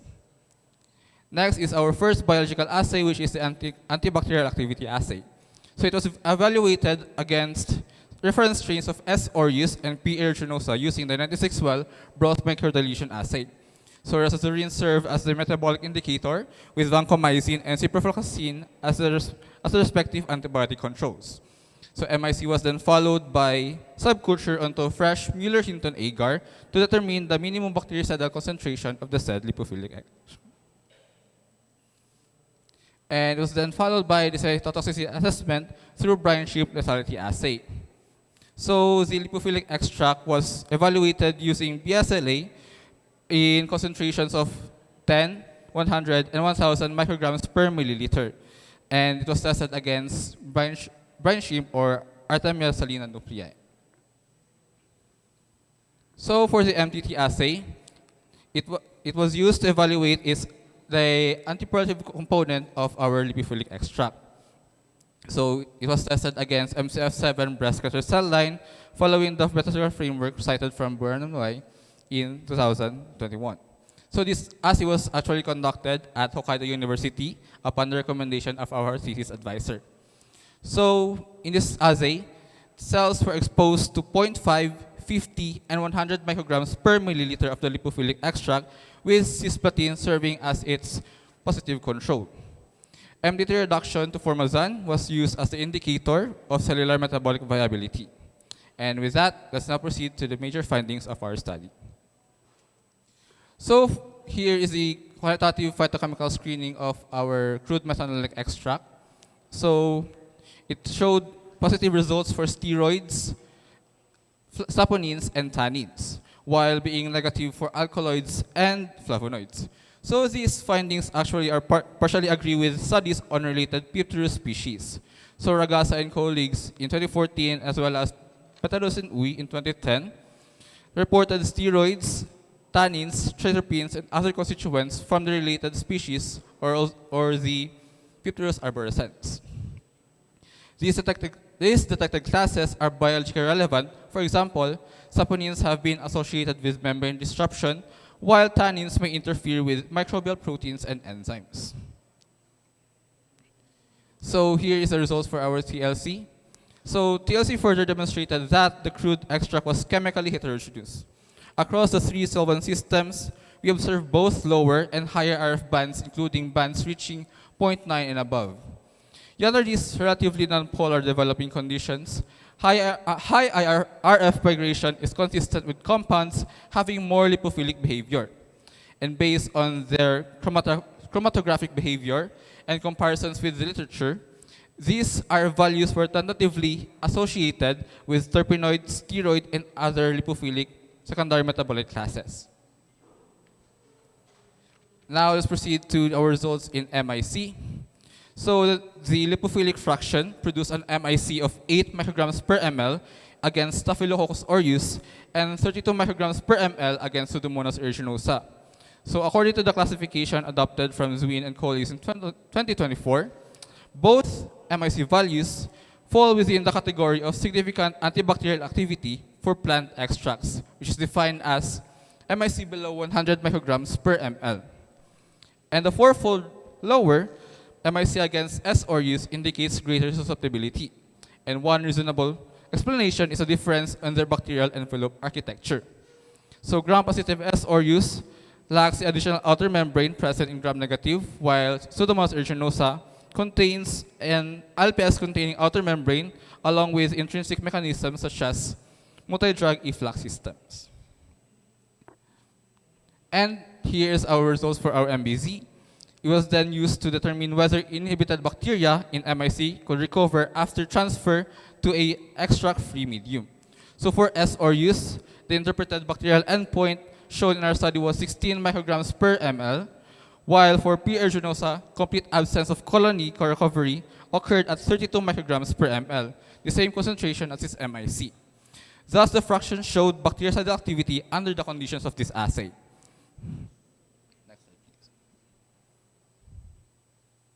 So here is the cytotoxicity evaluation of our study through BSLA. So the mortality increased from 23.3% at 10 parts per million to 76.7% at 100 ppm, and finally reaching a 96.7% on 1000 ppm. And the negative and positive controls showed no mortality, while the positive control, which is the potassium dichromate, produced complete mortality. However, the result demonstrates general lethality or bioactivity and not anti-cancer activity.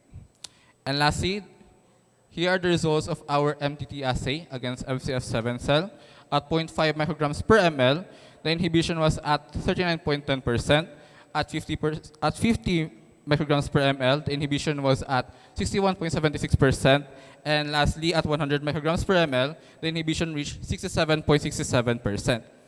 The cisplatin at 30 micrograms per ml produced 95.88% inhibition, although it was less active. Thus, the PS per fraction rather was demonstrated to be or exhibiting a measurable antiproliferative potential, although it was less active compared to the reference chemotherapeutic agent under tested conditions. So in conclusion, our results established three major points. So first, the pipterose aspar contains detectable secondary metabolite classes and a chemically heterogeneous lipophilic profile. Second, the lipophilic extract or the DCM fraction demonstrated significant inhibitory and bactericidal activity against both S. aureus and Pseudomonas aeruginosa with greater activity against S. aureus. The extract also showed a concentration-dependent cytotoxicity in the branching lethality assay and dose-dependent inhibition of MCF breast cancer cells in MTT assay. Although less potent than standard antibiotics and cisplatin, the findings provide a preliminary scientific report for the medicinal use of damai and its potential as a source of antibacterial and anti-cancer lead compounds. So recommendations. The immediate next step for this study is to perform bioassay guided fractionation. The DCM fraction should be progressively separated, and the resulting subfraction should also be tested so that the biological activity can be traced to specific compounds. Also, active constituents should then be characterized using appropriate techniques such as LCMS, GCMS, HPLC, and NMR. Also, it should be tested on a broader panel of microorganisms, particularly clinically isolated and multi-drug resistant isolates. For the anti-proliferative potential, the extract should also be tested against additional cancer cell lines, as well as non-breast cancer cell lines, such as the normal mammalian cells.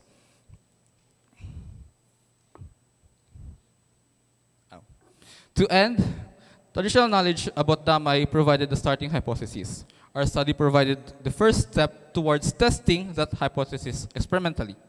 Findings do not yet establish Pipter's asper as a medicine, but they do support its continued investigation as a potential source of biologically active natural product lead compounds. And with that, madamong salamat sa inyong pagpaminaw and sa inyong atensyon, and I am now ready to receive your questions. Thank you very much, Zildjian Roux. For the question and answer, we'll start with Dr. Villarreal, followed by Dr. Amor, and then Dr. Dalisat. Tayo ako kasi kanina pa kami nakaupo. Okay. Mamamatay na yung aking paa. I'll ask questions based on my comments on the slides. First is, in your objectives, you decided to use brine shrimp lethality assay as a primary screening tool for potential anti-cancer related activity. So could you explain why you think that the brine lethality assay is an anti-cancer test? Actually, it is supposedly to be a somewhat screening for its general cytotoxicity rather. Since during that time, the results for our MTT assay was somehow in the verge of cancellation since it will not reach the date of our defense. Thus, we need to resort to another test to further test the cytotoxicity or like rated anti-cancer potential of the said extract. But the results arrived before your presentation here. You could have edited your slides, okay? Because that is something that surprised me. I didn't know that it's being used for anti-cancer tests. Another one is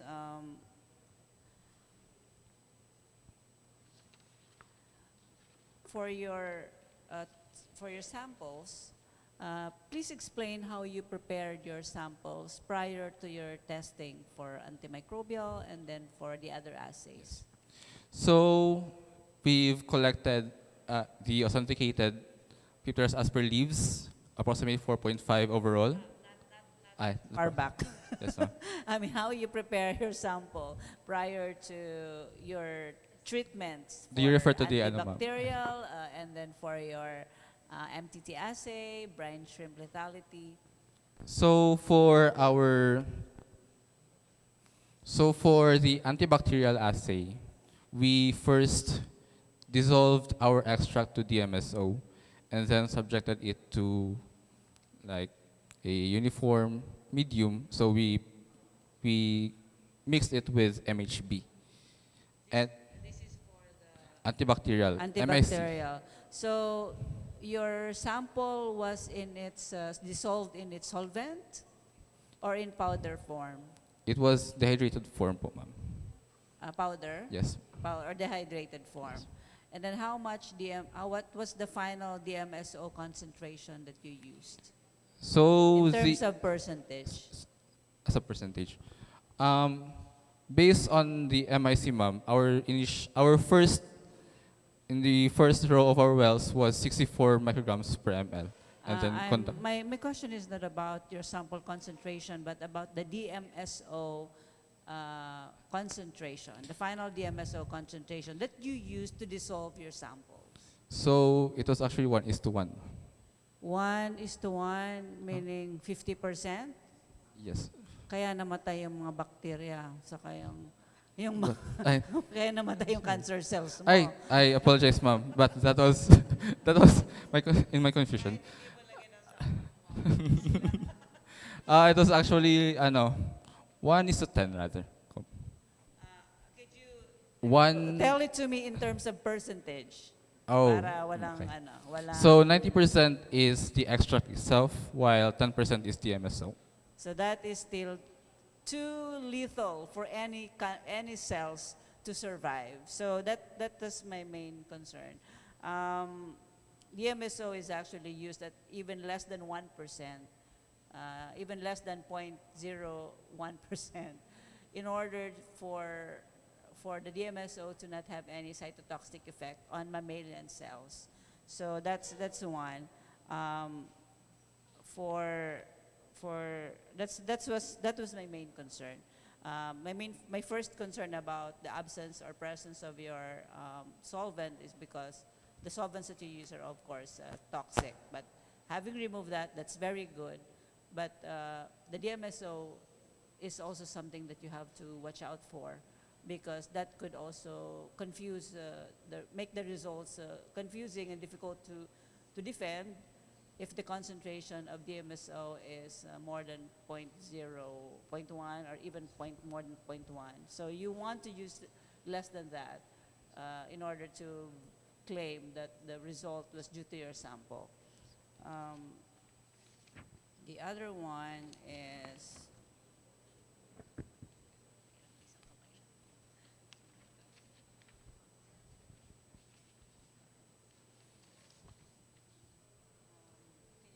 could you please show your MTT assay results?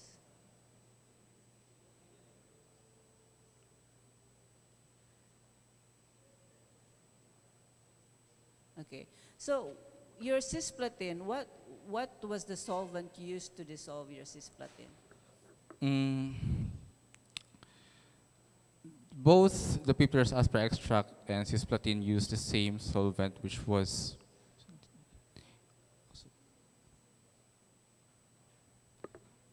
it was based on.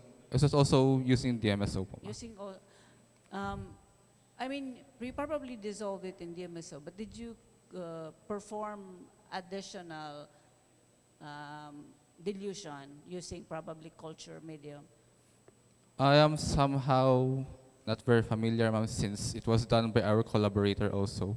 I think it's the same. You were listening to Dr. Dalise Yes, for ma'am. the previous comment. So, because for example, you mentioned that it was 10% DMSO. That is probably okay if you will perform serial dilution later using your culture medium.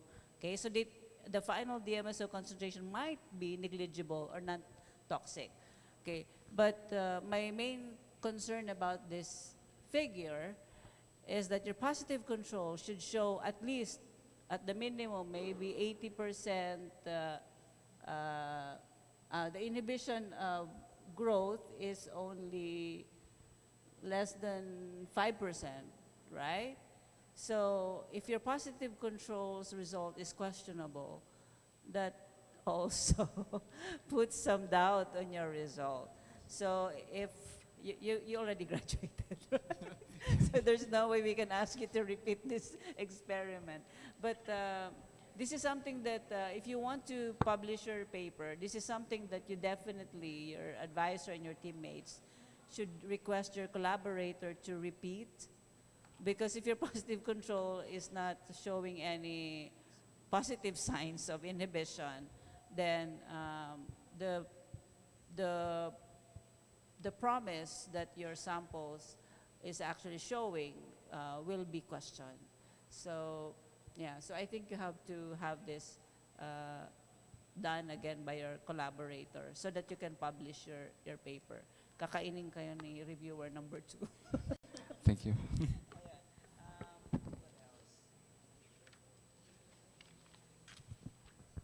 I think that's all from me.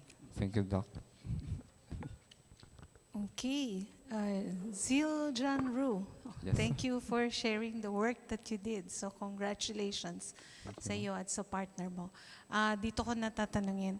So natanong ni Dr. Villarreal kanina yung tungkol sa brine shrimp, no? But it's actually sometimes used as a toxicity assay. And if you show yung slide mo on the brine shrimp assay, yung LD50 mo is about 20 microgram per ml. Tama ba? Is percent mortality po.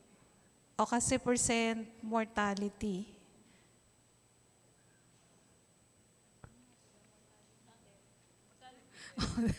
So 10 ppm, tapos hanggang 1,000 ppm. So ibig sabihin yung lethal dose 50 mo is about between 10 and 100. How do you reconcile that with the ISO 50 naman based dun sa MTT assay mo? Actually, we didn't compute or we didn't like. So for the IC50 and the MTT assay, we mainly, like used 3 concentrations, which is a 0.5, 50, and 100, to somehow cover a broad range of the possible antiproliferative activity of the said extract, since it serves as a preliminary testing run. Right. But you might want to check yung LD50 based on this, and then just reconcile with the IC50 inhibitory concentration based dun sa MTT assay mo. Yes. Oo. Tapos you tested for the antimicrobial, and then you were referring to lipophilic extract because you used hexane and dichloromethane. Yes. Was there any reason why you didn't also test for the aqueous extract? So that was also one of our limitations, ma'am. We only used one solvent system, one portion of during solvent partitioning po, ma'am. So we mainly focus on the DCM. Okay. Sige. So yung question ni Dr. Villarreal then about the use of DMSO, no? When you did your antimicrobial assay, did you use a negative control, and then what positive control did you use? And how did the MIC compare with those, if you actually did it naman? So our positive control for the MIC is vancomycin for SR use and ciprofloxacin for the Pseudomonas aeruginosa. And the negative control is plainly the MHB broth, and also we had a vehicle control, which is the broth with DMSO. Okay. So anong nakuha mo dun? So, Hindi mo kasi pinakita. Asan? Yun lang, sample mo ang pinakita mo. Sige. So ano yung result ng negative control mo, yung solvent mo, tsaka yung positive control? How did those? See. So for the positive control, it showed like it did not, parang wala pa siyang growth na nangyari po, ma'am. And Which one? sa positive control po, ma'am, the Walang antibiotics. So it completely inhibited the bacteria that was inoculated. And for negative control, it showed growth. Anong concentration sa positive control? Sa ano po, ma'am? 10 UG per ml. 10 microgram per ml. Okay. At 10 microgram, nalito ako. Minimum inhibitory concentration ng positive control, 10 microgram per ml. So we use it on all of the wells po, ma'am. Okay. Since we just use it for a positive control. Okay. Ano daw? Vancomycin. Tama, vancomycin. For ano po, ma'am? SR use. SR use. And then ciprofloxacin for for the gram-negative. Pseudomonas. Oo. And then the vehicle and the broth. What was your observation dun sa vehicle mo at saka yung sa... So sa vehicle po, ma'am, is my growth po siya. And sa negative is there was no... Ay, baliktad. Sige, ulitin mo pakiulit. I apologize for that, ma'am. So both the negative and the vehicle control showed growth pa. Showed growth. Okay. Pwede. Okay, so I suppose that defends the use of the DMSO, supports yung, kumbaga, okay lang yung DMSO mo doon. Oo, kasi may growth siya, diba? Oo. Okay, kaya lang yung positive control mo, si vancomycin for SOR use is 10 microgram per ml. Yes, ma'am. What about the ciprofloxacin? We used, ma'am, same concentrations for both the reference antibiotics po. But you did not do the MIC ba? We conducted po. So parehong 10 microgram per ml ang MIC ng vancomycin at saka ciprofloxacin? Yes, ma'am. Okay. Sige, Dr. Dalisay. Thank you. Hello, Mr. Paz. Good So, afternoon. looking into this, can you explain what you mean by significant activity? Is that through a statistical analysis or just simply saying less than 100 microgram per mil, that is significant activity? So for that, in the paper actually in Zwin et al. 2024, they use a significant term as somewhat a classification rather than a statistical significance po, ma'am. That's kind of like bizarre. Anong journal yan? Anong journal yan si Zoin et al. 2024? Ano ba yan? Is that an obscure journal? Predatory journal? Dahil kung magsabi ka ng significant, it has something to do your statistical analysis, right? Yes, ma'am. Ilang biological samples yung ginawa mo? Ilan ba? Isa lang po, ma'am. Isa lang. Ilang technical replicates yung ginawa mo dito? So for the concentrations po, ma'am, 4 po, ma'am. Well, per concentration mo, ilang replication doon? 4 po, ma'am. 4. Yes. Pagkatapos isa lang na biological sample, yun ba? Yes, ma'am. Okay. So, that is also something to improve. Should, gawin mo ito, always go back yung biological replicates and yung technical replicates mo so that yung significant activity mo yan is very reliable. Hindi lang pwedeng less than 100. Okay? Question, can you go back to your conclusion? Your conclusion says that the extract, that the biological activity, the natural products responsible for biological activity is due to steroids, saponins, tannins. But ang question ko sa'yo, natural product na phytochemical screening ka sa crude extract. Hindi ka nag-phytochemical screening sa lipophilic extract. Is that correct? Yes po, ma'am. Dahil it is impossible na merong steroids at saponins and tannins sa lipophilic extract mo. So how do you defend that conclusion?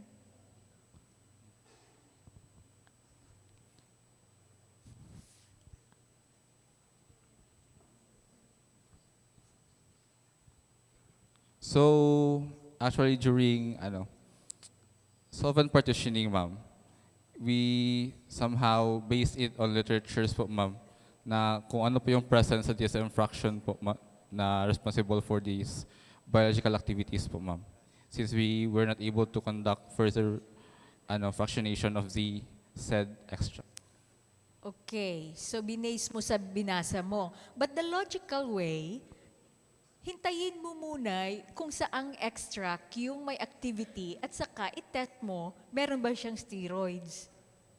Meron ba siyang saponin? Dahil yung ginawa nyo, ni-test nyo yung crude and then nag-fractionate kayo. Hindi naman lahat pupunta dun sa pina-fractionate nyo.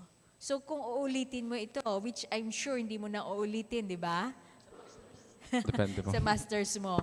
Okay. Second, extract also showed concentration-dependent cytotoxicity. Can you go back sa inyong slide? So makita mo po, sa MTT mo. 0.5, 50, and 100. That is a very sparse dosing. Dosing or concentration testing. In fact, yung 0.5 mo, 250, that's always already 100-fold, right? So again, go back to your conclusion.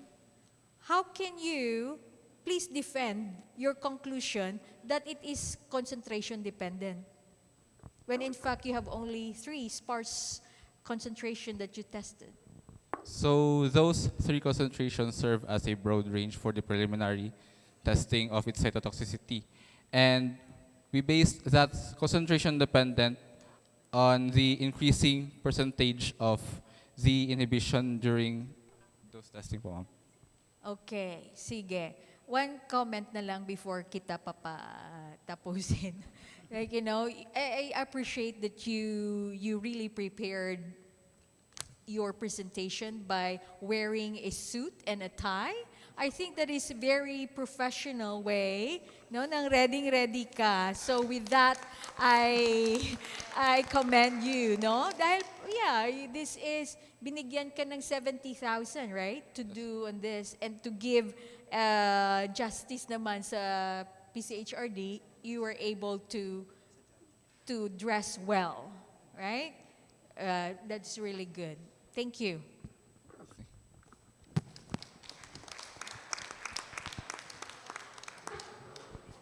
Thank you, Zildjian Ru, and to our judges.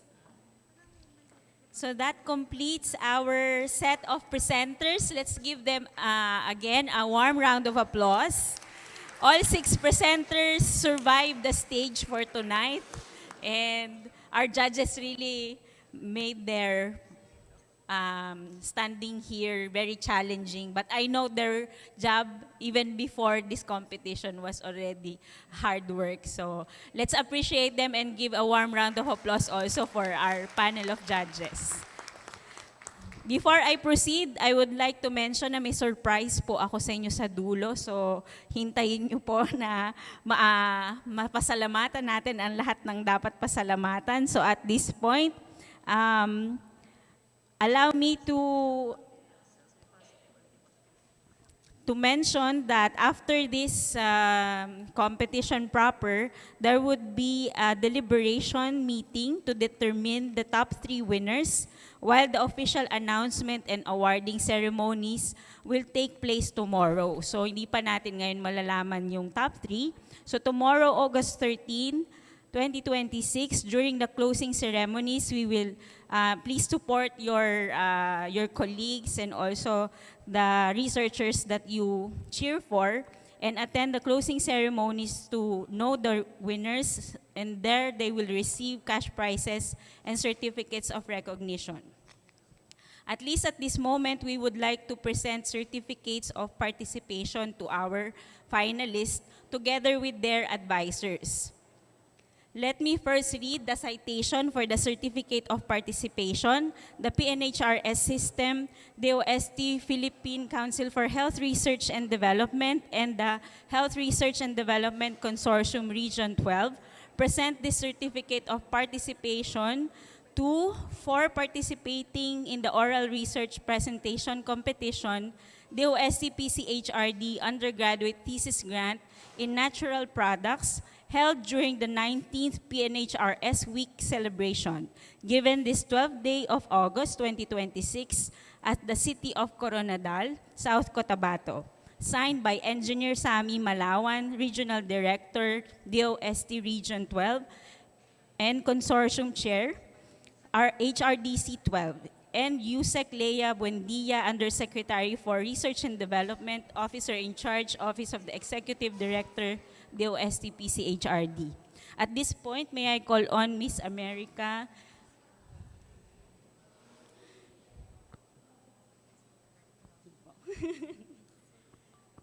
So before I call on the awardees and also the presenters of the award of the certificates of participation, siguro po dahil nagisa ang lahat and nag-grill din ang lahat. Let's pause for a 5 minutes break. So CR break muna po, and we'll see you again, especially for the finalists, because we'll award you the certificates of participation. Thank you.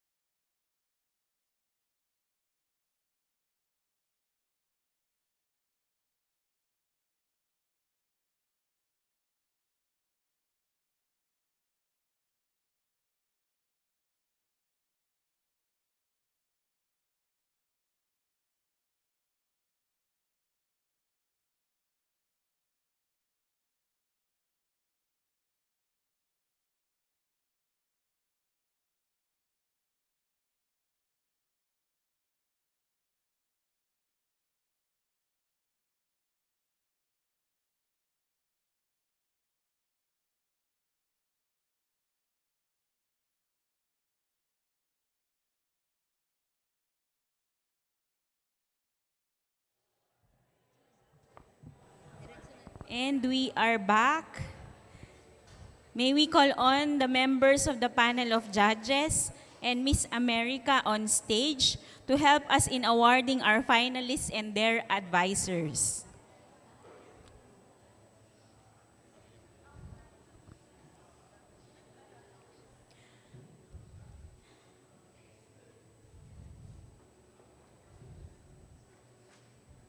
First to be awarded the Certificate of Participation from the University of Santo Tomas, Ms. Danica Paula Vitug and Mr. Joe Anthony Manzano.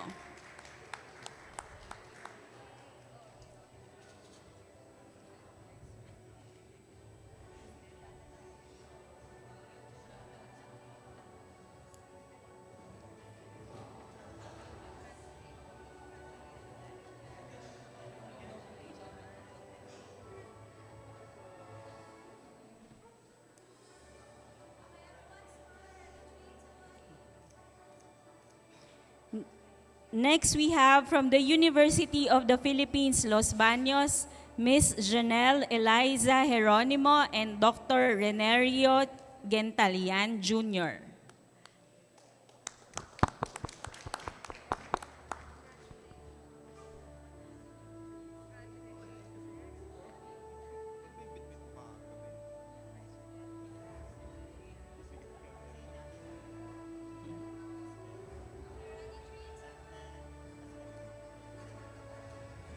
Next, we have from Southern Luzon State University, Mr. Frederick Uy and Dr. Edita D.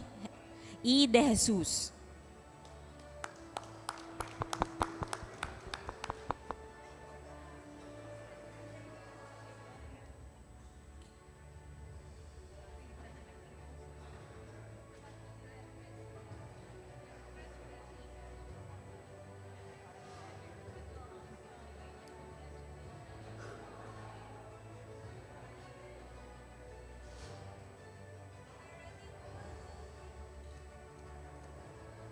Next, we have from Cebu Normal University, Mr. Francis Kenneth Asilo and Mr. Sigal Asjali.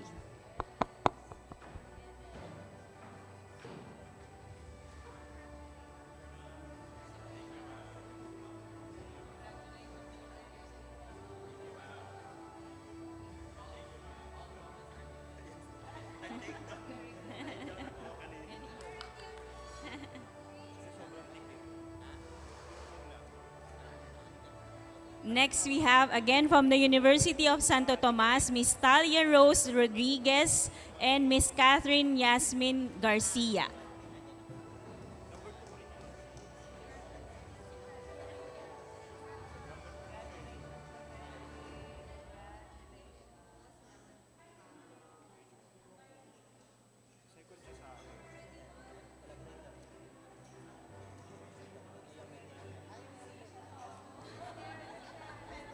And last but not the least, from Mindanao State University General Santos, Mr. Ziljan Rupaz and Dr. Anjem Descaliar.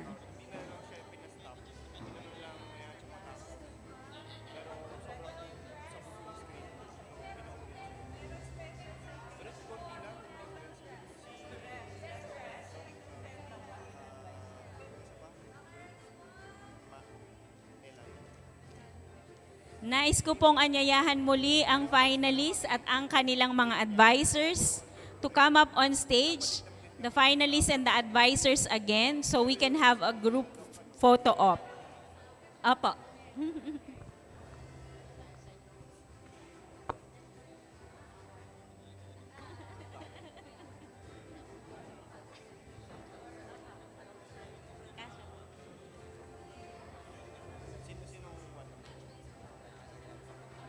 Ma'am, pa-coach na lang. Paano kami... Ayan.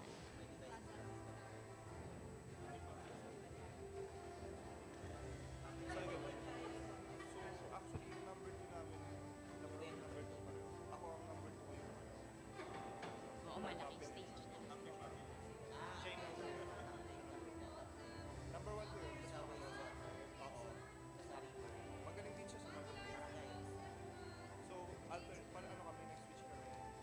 Ladies and gentlemen, these are the research presenters of this year's oral research presentation competition, DOST PCHRD Undergraduate Thesis Grant in Natural Products. Video daw po.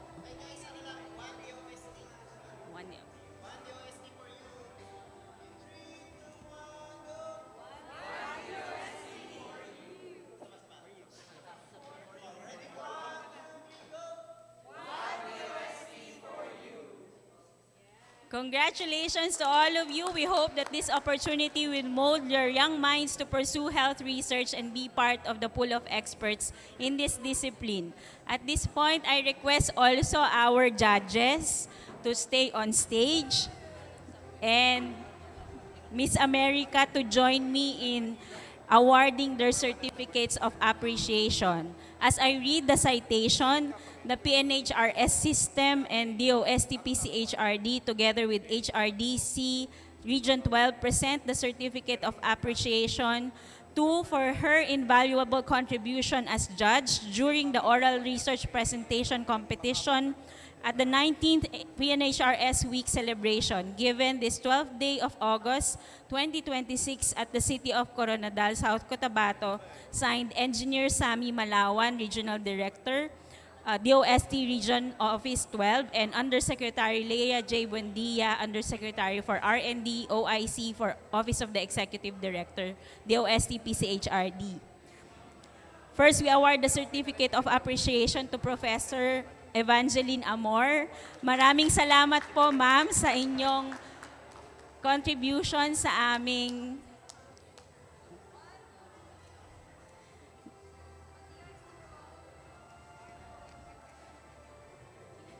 Next po, we have Professor Doralyn Dalisay. Maraming salamat po sa inyong time, effort.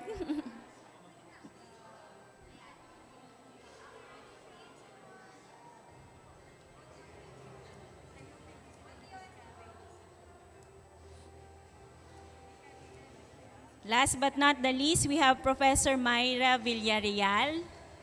Maraming salamat po, Dr. Villarreal, sa inyong contributions.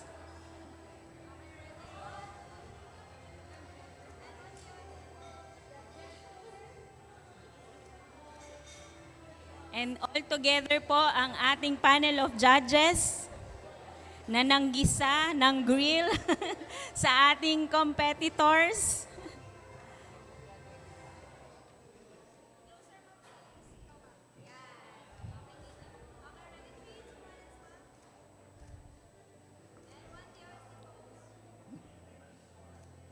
Ladies and gentlemen, our dear panel of experts, nawa po ay nakatulong lahat po ng comments, lalong-lalo na sa ating mga competitors, and we hope to see your improved projects soon. Before we end this session, we encourage everyone to evaluate today's activities by scanning the QR code on the screen and by tapping the short link on your browser URL bar. Only participants who have successfully submitted their accomplished evaluation form will be given an electronic copy of their certificates. Kindly ensure to input your name and email address correctly. Please take note that we will only accept evaluation until 8 p.m. today. So, wag na po kayong magpatumpik-tumpik. So, if you can answer the evaluation, because that will be your ticket for the dinner that will be served after the program. The e-certificates will be sent to your emails 10 working days after filling out the evaluation. If you did not receive the e-certificate after 10 working days, you can email us at 19th PNHRSweek.evaluation committee@pchrd.dost.gov.ph. I would like also to remind the finalists and their advisors to proceed to this side of the stage because you have to fulfill some documentary requirements. Kung hindi, hindi kayo makaka-receive ng prizes. So if you can, all of the finalists and advisors kindly help us execute the documentary requirements that we need to fulfill. Please proceed to Ms. Aisha on this side of the stage po. Lastly, we invite you again to join us tomorrow for the day 3, featuring another set of insightful sessions and engaging discussions. We look forward to everyone's participation in the awarding of the winners during the closing ceremonies at the 19th PNHRS Week, which will be held tomorrow, August 13 at 1 o'clock to 3 p.m. Muli po, ako po si Dr. Lorraine K. Cabral. Madamo, gid nga, salamat po. Mabuhay po tayong lahat. And let's all have a scrumptious dinner.